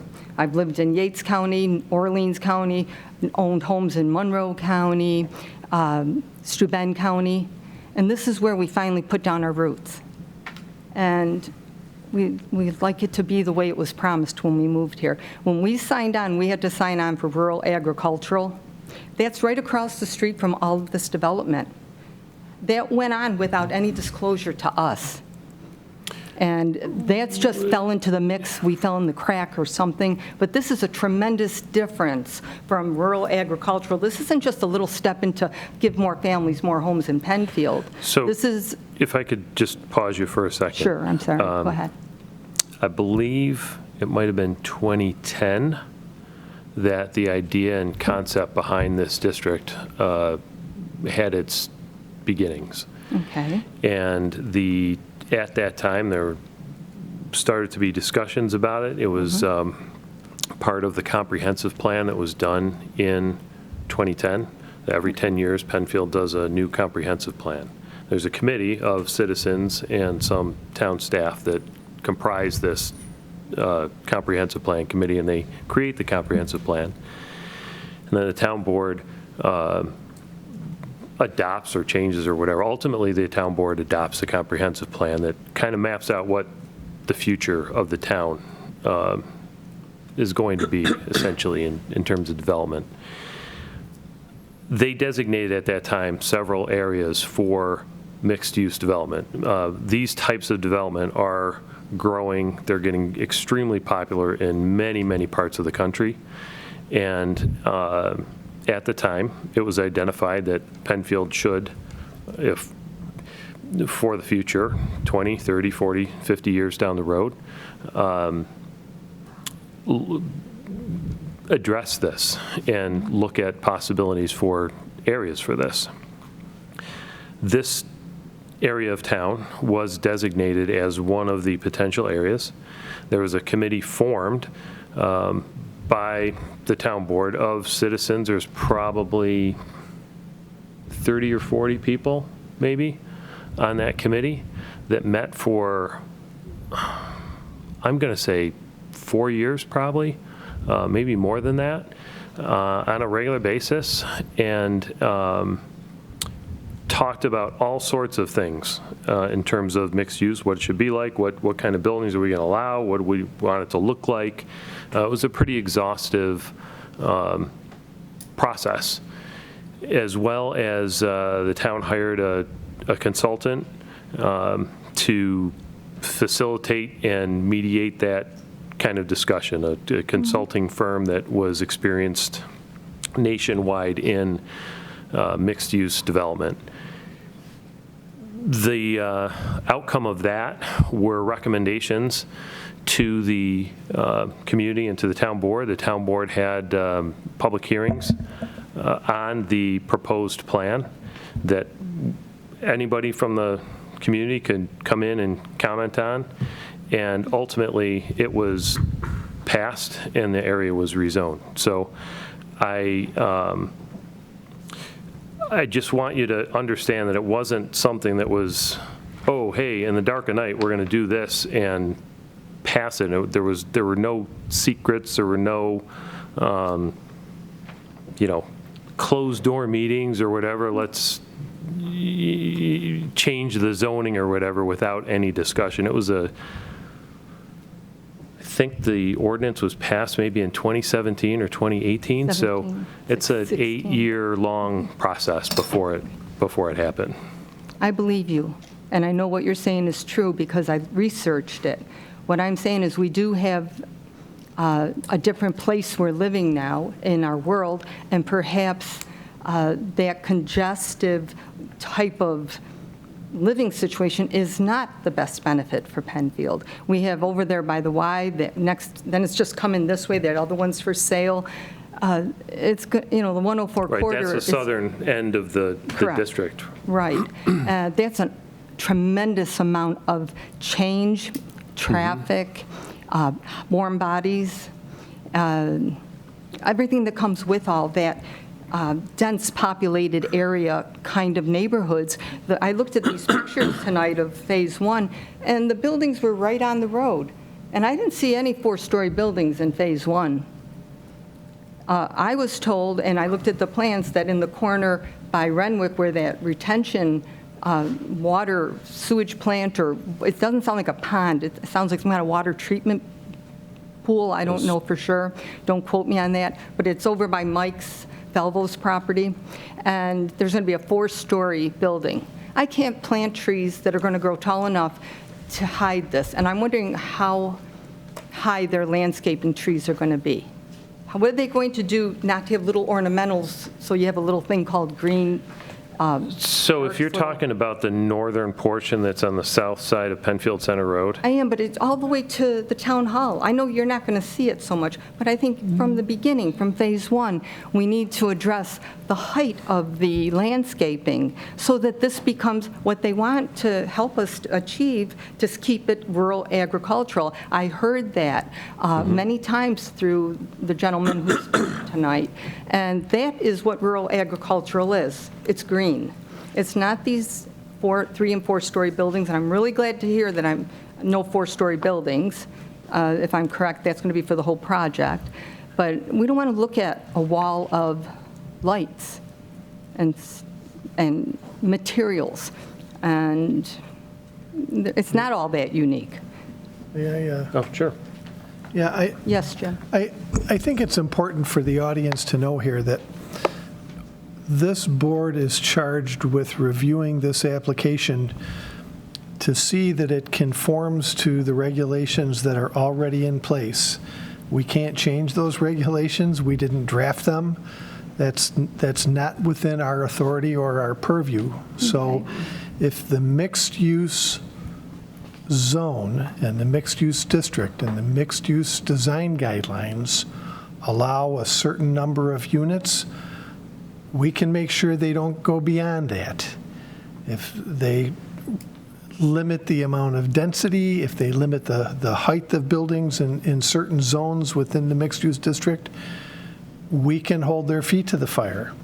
But we can't change the laws that were adopted by another town body. So we're here to make sure that, I mean, obviously your concerns are important to us. Thank you. And We all it's live really more our job to kind of help to educate the public and let them know that, we're not here to approve or disapprove. We're here for the express purpose of making sure that the regulations that are in place are being adhered to. And every time we've gotten a mixed-use development application, we've gone through a pretty arduous process because these applications are complicated. They're complicated to us. And we're trying to make sure that each applicant that comes through is working within the confines of what's written into the law and what's written into the guidelines so that you don't end up with a 5-story building. You don't end up with 1,000 units. Right. If that makes sense. It makes sense because I believe you, and I trust that what you're saying is accurate. It doesn't make sense, though. Well, but because what AJ is telling you is that process took place under a different entity several years ago, and that's what we're living with now. So. And there were several entities essentially involved. There was you had the comprehensive plan, which is one group of citizens, the mixed use committee, which is another group of citizens, and then the town board, and all those, there were opportunities all along the way for public And we input. weren't here. Right. Okay, we weren't here. Right. So, I'm feeling like I walked in the middle of this thing, a done deal, and wasn't told, because there was no disclosure at all when I moved here. I also think that But I don't think that's really for tonight anyway. You may be,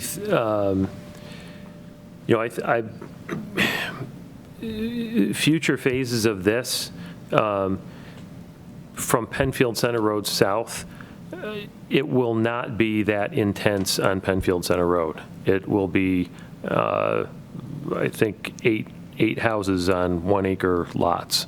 So that's a pretty, if you ask me, that's a pretty reasonable, if you have a house every 1 acre there. And it gradually gets more intense as it heads south. So I know your concern. I don't think that you're going to see visually a lot of development in buildings. I think there will be screening and we're going to do our best to help that. Because Tuesday we were told there was going to be a 4-story building right along Penfield Center next to those 6 1-acre individual homes. So I'm glad it's not set in stone. And I'm hoping that these gentlemen take back to their board these kinds of feelings so that they can adjust to learn to, just so they can maybe fit in our neighborhood. Sure. Because right now I feel it's out of proportion, the complexity of it with where we are. So that's really what I have to say is I paid attention to 1, I'll pay attention to 2, I'll pay attention to 3. And I do have one last question, please. Sure. I heard 5 phases or 5 stages. Did I hear that correctly? Because I thought it was 3.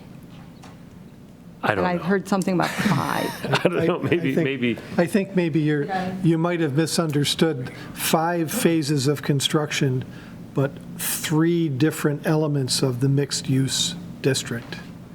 So it might be a little confusing, but I think you're referring to part of the application here is subdivision. And for phase 1, we're looking to divide it, the entire parcel into 3 lots. Okay. So it's a little separate from the phasing. It's a little over my head, Yeah. so thank you for saying that. Okay. All right. What is a pocket park? I so want to answer it like, oh, it's like little It sounds piece of tiny. grass in your back pocket. It's a small little park. So the corner of, in the 4 corners, 5 Mile Line and Penfield Road on 441. Where the rocks are? There's where the statue of Daniel Penfield is. That's a pocket park. Okay. I know by the pizza So it's place. a little park. Okay, so it's a sitting area for some people. Yeah. And the other thing is the community building. Is that for the entire complex ultimately, or just phase 1? I believe it's for the entire complex, ultimately. And what happens on Christmas or New Year's or when there's many people, they just get in line, who calls it first gets it? As far as being able to have a That's party? not really up to us. I'm not sure. I just hope people get together with their families and enjoy the holiday. Okay, it's just how people are. Yeah. They gather. And so that's it. And the businesses that are going to be underneath, was 6 businesses, 10, 12? I couldn't quite figure that out from. That depends on the square footage and broken up. probably how much a particular business needs or wants. And there's no specific number of businesses designated. Are we at all concerned about the empty storefronts that already are in Penfield? That's something that I think probably everybody's concerned about. Okay. So bringing more in just is Yeah, I mean, deal? honestly, I don't really want a whole bunch of Amazon vans parked there. So, Good. Thank you. Thanks for being Sure. patient. And I'll say Doug deserves a gold star for listening to me all week. all right, thank you. Good night. Okay, Paul Weiner? Did I pronounce your last name correctly? All right, good. I'm always nervous about that. Heard it since kindergarten. Paul Weiner, I'm at 12 Renwick Run, and I had more of a comment than a question. I have a 30-year-old daughter with special needs, and she's pretty severely handicapped and limited in the activities she can do.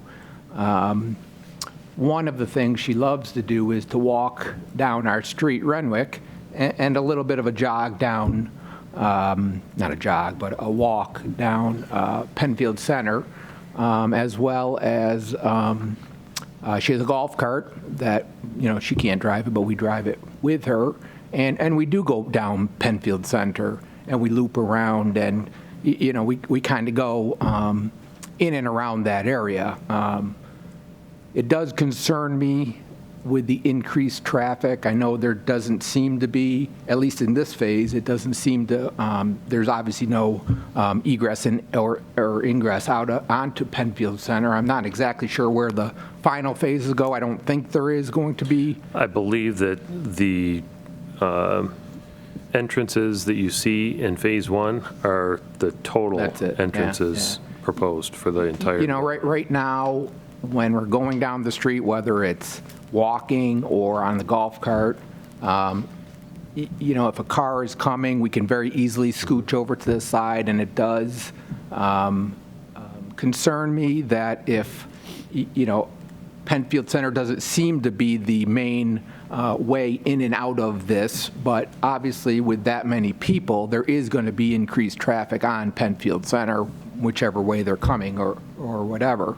So I'm concerned for her safety, quite honestly, with the increased traffic. And again, I just have this as a comment more than anything. I don't know what can be done about it, but I guess I just wanted it to be known that, certain people have options. They don't like where they live, you can pick up and move. Not so easy with Rachel and her situation, and we're there, similar to my neighbors, because of the space between the houses. She can get a little loud at times, and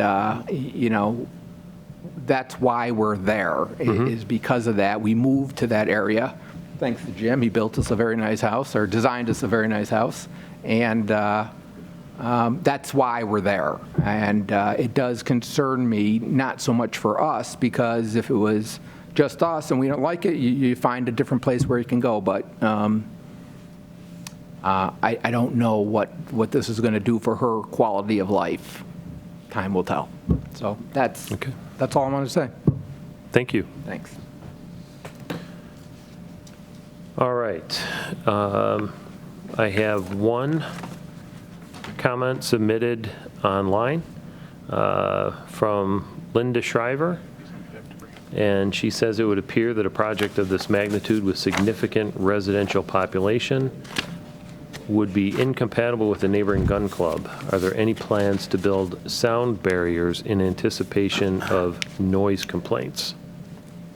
So, Ms. Shriver, we will see if we can get that answered. We don't currently have any calls. Would anyone else in the audience like to speak? Yes, yes. We did just get a phone call. We have to determine if it is somebody who wants to comment. The phone just rang before you read out. Okay. Okay. We will hold, but in the meantime, does anyone else in the building wish to make a comment? Yes, sir. Come on up. State your name and address for the record. Allyn Hanford, 8 Mallory Lane, right off Atlantic Avenue, adjacent to this whole development. My main concern is the additional traffic. Atlantic Avenue is heavily trafficked now, is a very damaged road, and has no shoulders at all. It's very dangerous to walk on it. And then the intersection between, at that corner of Atlantic and 250 is also, has no turn lanes is going to look like that new intersection at 5 Mile and Atlantic, or should look like that as a necessary improvement somewhere along the way. Is there any road work that I'm unaware of? I mean, they've done little patchy work, but nothing to increase the capacity or the carrying capacity of that intersection or the roadway. Specifically, I'm not sure. Staff may have more information than me. As you probably know, it's a state, both of them are state routes. Oh, yeah. And state DOT has ultimate yay or nay jurisdiction on what happens. Mike, did you want to make a comment? Well, I was just going to state that the applicant will have to submit a traffic study to the New York State DOT. During that traffic study, the state DOT is going to determine what improvements might the applicant need to do to both 250 and Atlantic to allow for their access. Now, I do know that with the 5 Mile line and Atlantic intersection going on, the state is planning to repave Atlantic Avenue basically from the town line to 5 Mile next year. But the applicant will have to, may have to do some improvements on 250 to allow for turn lanes and stuff like that. Sure. So, but we also will, once we get this traffic study, we will have a conversation with the DOT because of the whole mixed use thing. We're looking at the whole stretch of 250. We rather make it one continuous improvement rather than piecing it all together. So, Sure. Yeah, there's a lot going on there with yes, everything that's happened Right. in the last couple of years. Thank you. Sure, thank you. Would anyone else in the audience like to comment? Yes, come on up. Hi, Jennifer Schutz, 1226 Penfield Center Road. I just had a question regarding, have there been any sort of studies done on the impact with the capacity of the schools? I have an elementary student, and she's 24 in her class right now, and what kind of impact that would have on the school class sizes? That's a good comment. I know that both school districts get copies of our comprehensive plans, and generally you can. They were notified as an interested agency as part of the seeker review. Okay. So, yeah, they're made aware, and they should be making plans, I would think. Yeah. For, I mean, it's already tough as it is, Sure. with the school class sizes as they are. Absolutely. Okay, great. Thank you. Thank you. Anybody else in the audience? Okay, we have Sam Terry on hold. Can you hear me? Yes. Please go ahead. Yeah, and that's Scott Terry. Okay, sorry. I'll throw the people downstairs under the bus for that one. At least you didn't call me Terry. All right. So I live in the northwest corner of Penfield Center and 250. I share a lot of the sentiments that I think some of my other neighbors have already expressed, and I realize that's not necessarily the forum here. But to address, the plans that I have been able to see, I just have a few questions. One being, I know it sounds like the traffic study is kind of pending as far as where that's going to go, but is there any idea as to whether or not there's going to be a light at the corner of 250 and Penfield Center? The other question I have is, is the developer open to not connecting Penfield Center to this development via a pedestrian pathway? And also, I think there's another town plan to bring sewer all the way to Penfield Center. And I don't know if that ties into, this development happening, but, just curious if there's any plan to, we're all on septic here. And it seems like, we're going to have all the impact of this development, but not get access to, public services that, this development is gaining access to. Okay, so your three questions are, will there be a light at 250 in Penfield Center? Is there a planned pedestrian access to Penfield Center?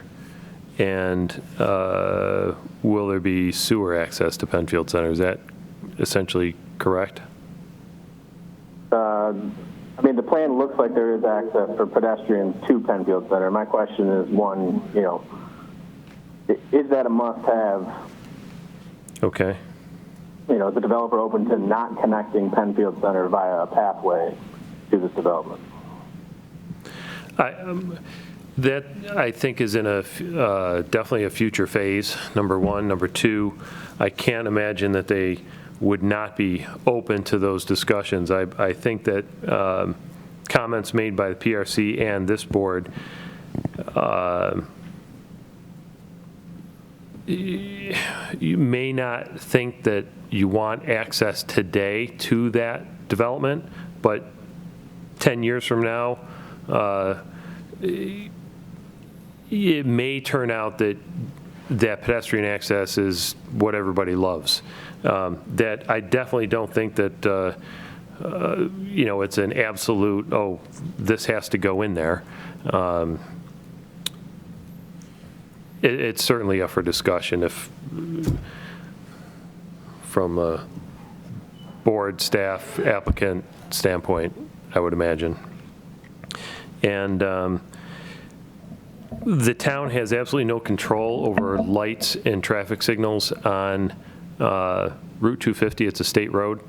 That's a New York State DOT thing, and they would consider putting a light in there if the traffic, if the warrants say that it needs to be light there. And I'm gonna go out on a limb and say that there's probably not a chance in a long time for that to get a light. Sewers, I can't speak to that right now. I'm not familiar enough with the sewer system there, but that's something that can certainly be addressed and answers found out. Okay, thanks. All right. Thanks for the call. Okay, I'll give it one last shot. Anybody here like to get up and speak? I see no more written. There is one more call that should be coming into the system momentarily. But stand by. There is one more coming in. Okay.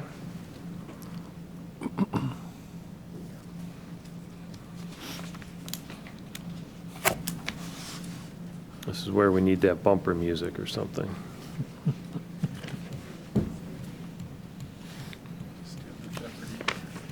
Yeah.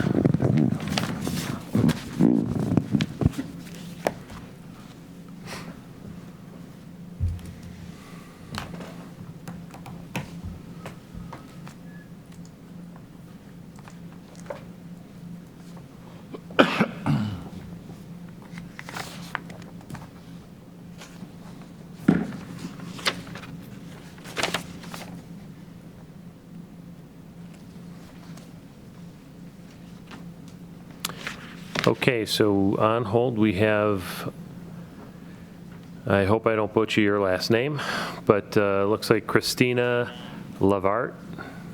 Christina, are you there? Yep, I'm here. How'd I do on your last name? Did I do okay? That's okay, yep, Lavart. Okay, great. Like to hear what you think. I don't know why I'm echoing. Hold on one second.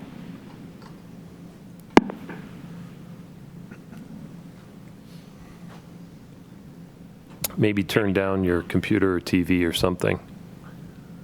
She may have accidentally hung up. I think the phone is ringing down here, so she might be calling back in. Stand by for a few seconds, please. Okay. Thank you for your patience.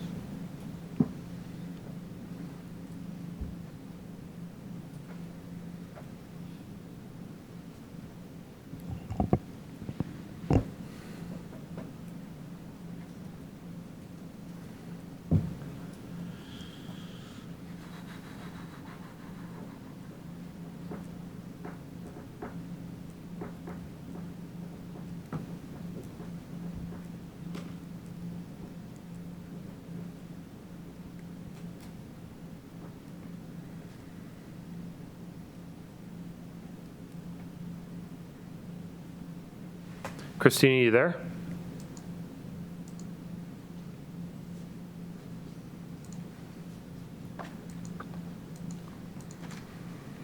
She should be there now. Christina, are you there? Yep. Oh, good, and it's not echoing. I don't know why it was, and it hung up on me. Sorry. So I am the horse farm across the street from 250. Starwood Spring Pines. So I had questions, one about the security. I mean, I have 30 to 40 kids, generally younger girls that are at my farm traditionally, especially like all summer. And if you were talking about what you were talking about, 700 rental units, I'm just worried about the fact that there's no commitment to the community for them. So I'm just wondering what kind of security, or is it going to be just the regular police force that gets used? Is there going to be background checks on the people going in? Is it just going to be families? Okay, we can. We'll be asking those questions. Okay. Okay. Yep. Yeah, because I mean that's a big concern, especially when we have so many kids, and and I know like the other people in the neighborhood, right there on Penfield Center, same idea. Like, what, you said the demographic was young to old, so it's basically anybody who can pay the rent, and are they there for 4 or 5 months and they stop paying the rent, and then they, or if you're having the younger people, is it going to be, drama and I think like domestic issues? I mean, I'm just concerned about overtaxing your police force as well. Other people are also, the whole traffic thing, the whole school thing. I think all those things are considerations for the amount of units that they're talking about putting in. I don't know what the rules exactly are for the multi-use as far as the numbers of units. When you say the rules, not sure I understand your question. I mean, is there, so for your guidelines, is there a certain number of units allowed for a certain number of acres? Yes, there are. And that varies per zone in the mixed-use district. This has 3 different zones in this zone A, B, and C. The most intense zone is zone A, and that allows up to 20 residential units per acre, and then it goes down from there. Not sure what B is. Zone B is 6 to 10 units per acre, and Zone C, which is right along Penfield Center Road, is 1 unit per acre. So that's how that's broken out. And I think everybody, probably everyone in town, including all of us, want a nice, safe community where we feel good and safe walking. I like not, worrying about whether my grill's going to get stolen if I, leave it out on my back patio and stuff. So trust me, we all want a safe community. So we're going to do our best to ensure that.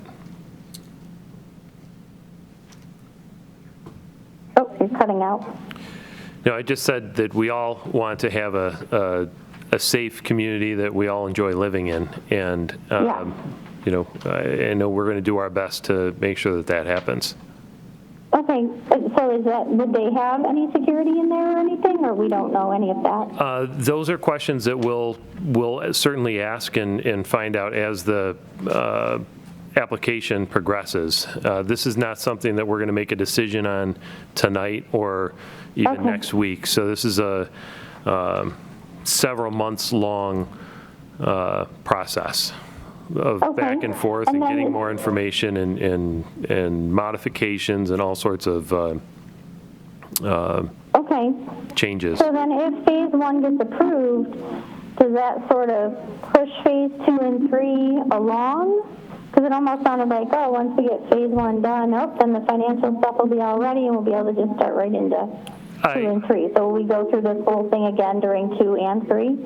Well, certainly Phase 2 and Phase 3 would come back to this board for approval. So the same kind of process that we're in tonight would happen for Phase 2 and then for Phase 3. They could say, hey, we want approval for Phase 2 and 3 altogether. They could have done that. That could be part of this, but it's not. So they just want Phase 1.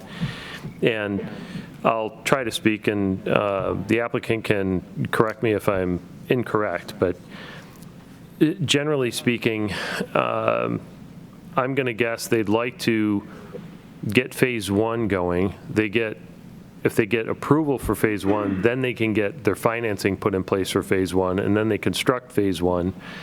And if that's successful, they go back and say, hey, Phase 1 worked out great, let's go to Phase 2, and they start that whole process over again. And if Phase 1 doesn't work out the way they wanted to, I probably guarantee there won't be a Phase 2 or 3.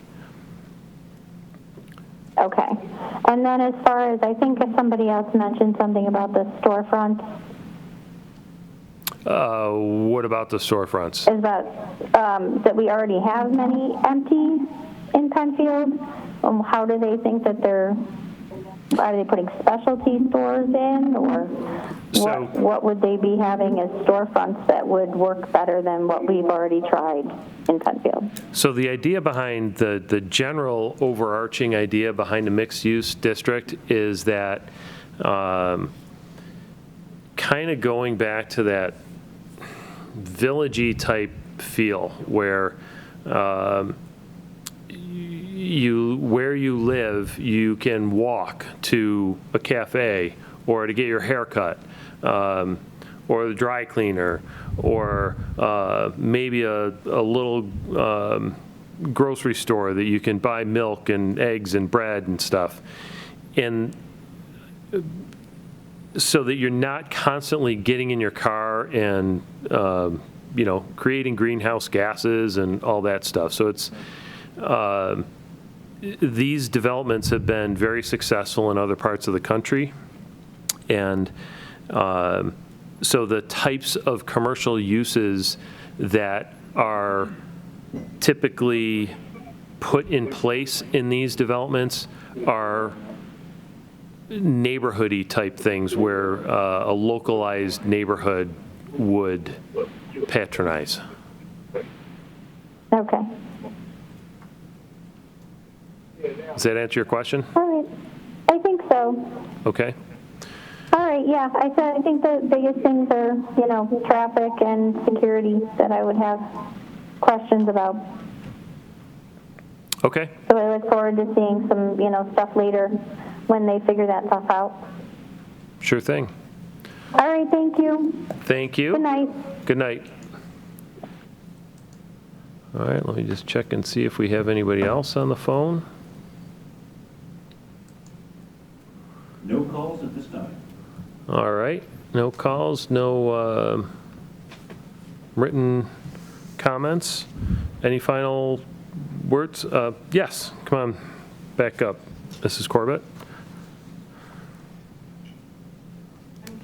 I'm curious what other communities in what areas of the country or state were field tested for this that they like the look of, that we're compared to. I'd like to look into that. I heard you say it to that lady, and I've heard it before from others. Yeah, you mean that mixed-use districts Right, that it turned out so well in so many places. What kind of other places? Well, communities like outside D.C., frankly, in most growing areas of... So large metropolitan areas? Not necessarily only large. Isn't? I know that I was in one a few years ago in Columbus, Ohio, which is, okay, it may be bigger than us now, but it didn't used to be. And it was in a suburb that was fairly similar to Penfield. I was out there on business and happened to end up in this place having dinner and, walked around, and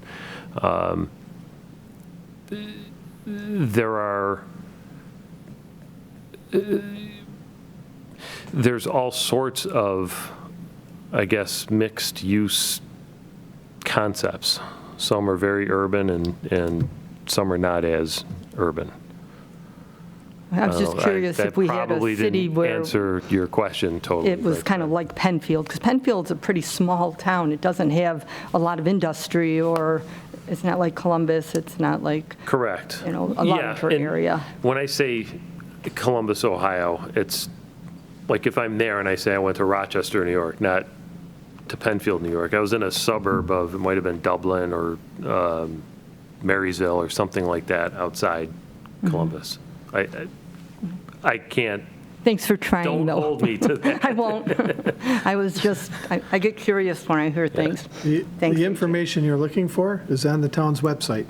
It is. It is. Thank you. Actually, I think the mixed-use All manual right, is on Jim, the I town's website. can look into that. Yep. Very good. Yep. Thanks for sharing that. There's a great historical record about other communities and the types of features in those communities that the Mixed-Use Development Committee considered in the development of our regulations. It's all there. That's wonderful, because, you know, there's going to be 10, 15, 25 years down the line, so that would be helpful. Yeah. Yep. Thank you. Absolutely. Okay. Everyone, thank you for coming. And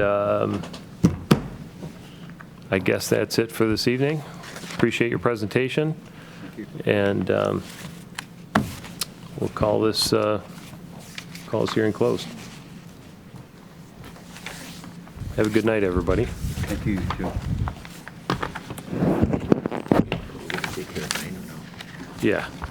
Yeah, we can just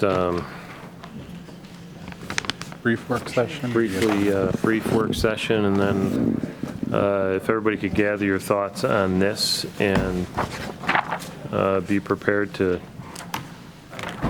I don't know, maybe make some comments at the work session. Table it. Yeah. Who's in Montana has a new mixed-use district? Is that okay? So,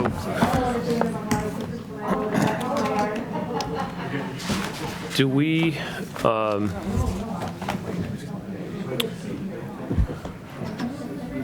we're still on, we're still broadcasting, yes? Yes. Okay. Why don't we address the first public hearing item? 1623? Yeah, 1623 Plank Road and 1402 Salt Road. I believe we have are there any deal breakers here that staff has brought up or anything? So it's a 4-lot subdivision. They're not looking for site plan approval, so it's relatively standard. They did have 2 variances. They were for the setback for the barn, as well as the size of the barn. It's about 200 square feet or 290 square feet over what's allowed based on the size of the lot they're looking to do. Both of those variances were granted by the zoning board on August 19th. So at this point, And you went through the EAF? went through the EF, no concerns. I mean, realistically, our concerns would come down if they're coming back for site plan approval to do any Okay, I'll make a density. motion. But at this point, you know, they're not proposing to do anything in the All right, wetland so areas. Make a motion to approve the Part 2 EAF then? Second. We got Canower as a second on that one. I give it to him. Beat you. Hetzke, Hetzke, aye. Burton, Burton, aye. Canower, Canower, aye. Tidings. Tidings, aye. Then I'll make a motion to approve the resolution, draft resolution.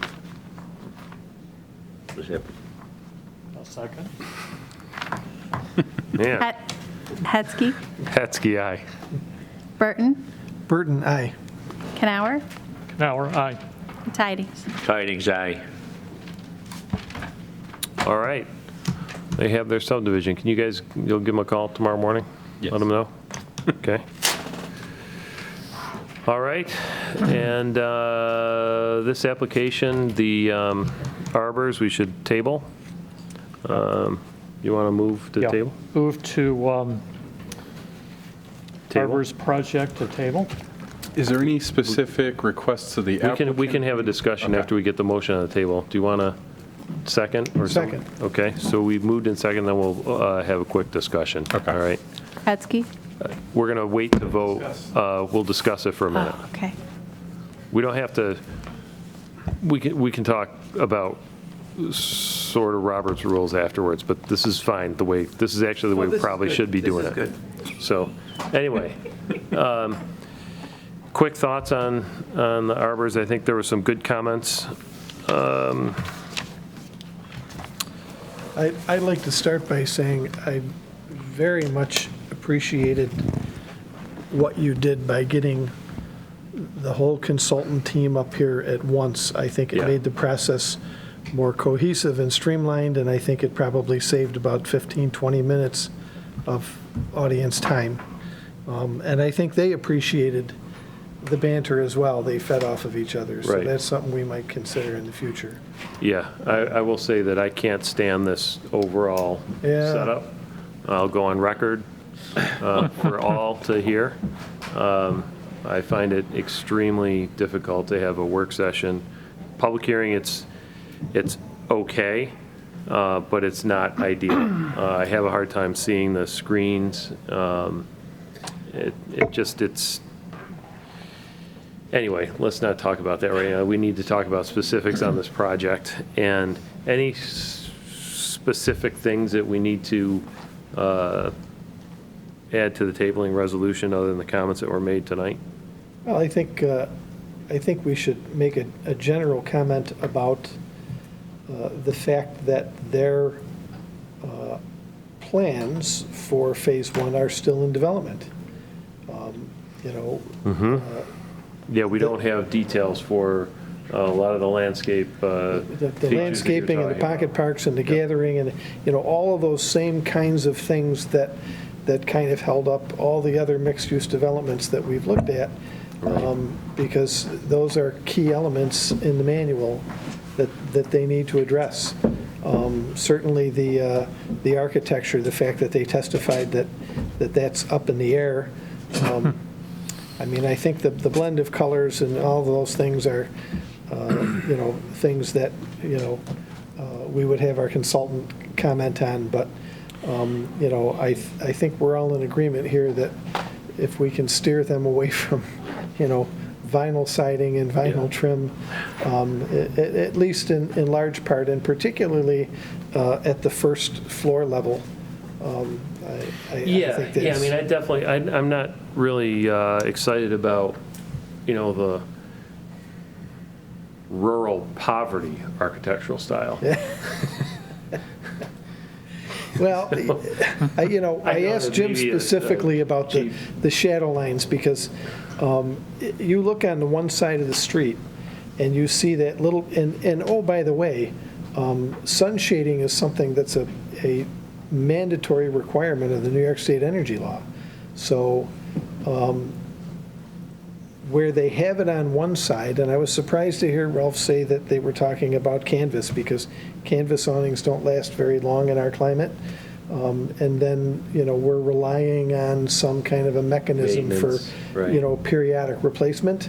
I'd much rather see, some other kind of a material that holds up better long-term in our climate. And they don't have to have necessarily canopies to cover the storefront glazing or the openings on the lower level of the mixed-use buildings. It could be a cornice board. It could be something, really very simple, but it provides some shadow line. It provides some depth to the buildings. Yes, it adds some, but visual interest. And I think when you start to add some of those things, then some of this colonial architecture maybe starts to pop a little more than what you're seeing here. Yeah, overall, as far as any of the applications that we've seen, this to me grabs the spirit of what we're looking for. There's no question that this meets the intent of what the mixed-use development manual was actually written to do. Yeah. This has more of a community flavor than any of the other applications we've seen. Agreed. I agree. And I think we have to be sure that if, they go ahead with Phase 1, that the way Phase 1 is designed, if it is years and years and years before we see the next phase or a future phase never happens, I think we kind of want to see this design almost as first, a viable standalone. Sure. Absolutely, yep. And that's one of the reasons why I picked up the dog park. So, Yeah.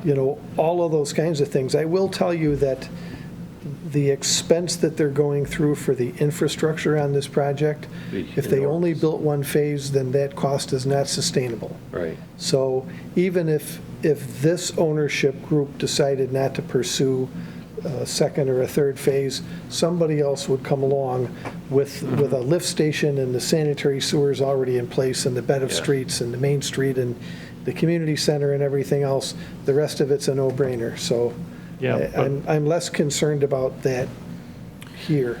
Yeah, and I agree, the street views, they're exactly, I think, what we had in mind for, the look, the village look, the colors, the textures, the architecture, pretty much. Yeah, and going back through the history of how the manual came together, all those southern communities where they specifically prohibit any garages on the street front face of the building.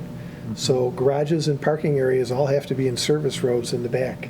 And I think they captured that really with very well here. Alleyways or whatever. Yeah, I agree. Parking, yeah. So there's I'm going to bring up something that everybody's going to think I'm absolutely insane for, but last week, part of my Illuminating Engineering Society group, we did a tour of the skate park in Rochester that they built downtown, sort of right inside the inner loop, just south of... Drive by it almost every day. Yeah, you drive by it every day. It's within that loop that, comes to 490 East, right by the river and the barbecue place, Dinosaur. Yep. And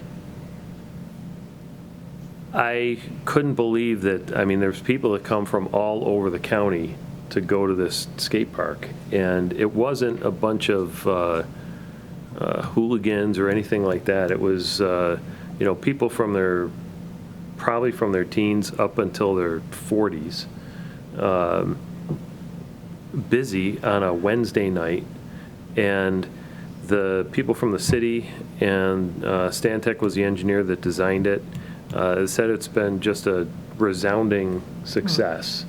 And it creates a sense of community. And I'd asked them about any issues that they had with trouble and gangs congregating or any of that stuff, and they said that after the very initial, I guess when it initially opened, they had a couple of issues, if I'm not mistaken. I could be overstating that, but they've had really no problems.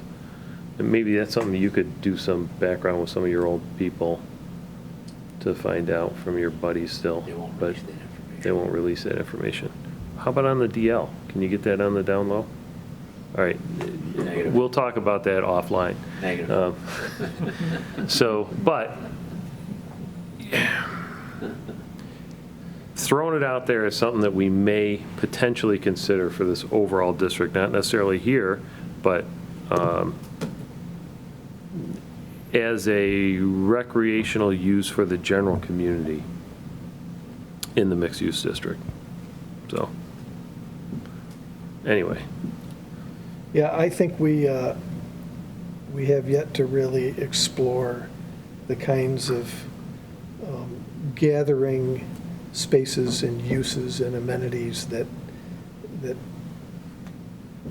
developers could put out there that could enhance the community at large and enhance the mixed use and the way that this particular portion of the mixed use district is supposed to have this cohesive blend from the YMCA northward. Right. I don't disagree, AJ. I just think we need to think outside the box a bit. And I personally don't want to have a closed mind to things necessarily. So, all right, what else we got? Anything else on this before we actually vote on the tabling resolution that's before us? So What I have for the tabling resolution is more detailed plans or more specific details within the plans based on. Well, there's a lot of things that we don't have detail, like landscape plans, details. I think you could just say that the plans need to be further developed per the design team's presentation. Okay. Yeah. And of course, the traffic study, then we're going to have that looked at. We're going to need to have to hire our consultant to look at that traffic study. We should have Chris Lopez look at the architectural. Well, after they're through selecting materials and making some modifications, and admittedly, they're not sure what they're doing with the community center yet. So right. I think after they pull that together, we give it to Chris. We have sent Chris and Bruce both the architecture and the landscaping just to get their initial thoughts. If we do get some substantially different plans, I'm sure they'd be happy to take an additional look or more detailed look to hone in more on what their recommendations are. So along those lines, Chris is very, very good at what he does, and I very much appreciate his comments. But I'd like to slow down the process of having Chris's comments go directly to the applicant. Okay. I'd like to see Chris's comments come before this board, because we're looking at a bigger picture than he is. And I think we should have an opportunity to enhance those comments before they go to the applicant. Certainly do that. All right. Anything else we need to put in this that we have to cover tonight? All right, let's call the question. That means we'll take the vote. Hetzke, Hetzke, aye. Burton, Burton, aye. Canower, Canower, aye. Tidings. Tidings, aye. All right. Any other business? That's all I got for you guys tonight. Thanks, everybody, for your patience and time. Another successful planning board meeting in Penfield. See you in 2 weeks. We are adjourned.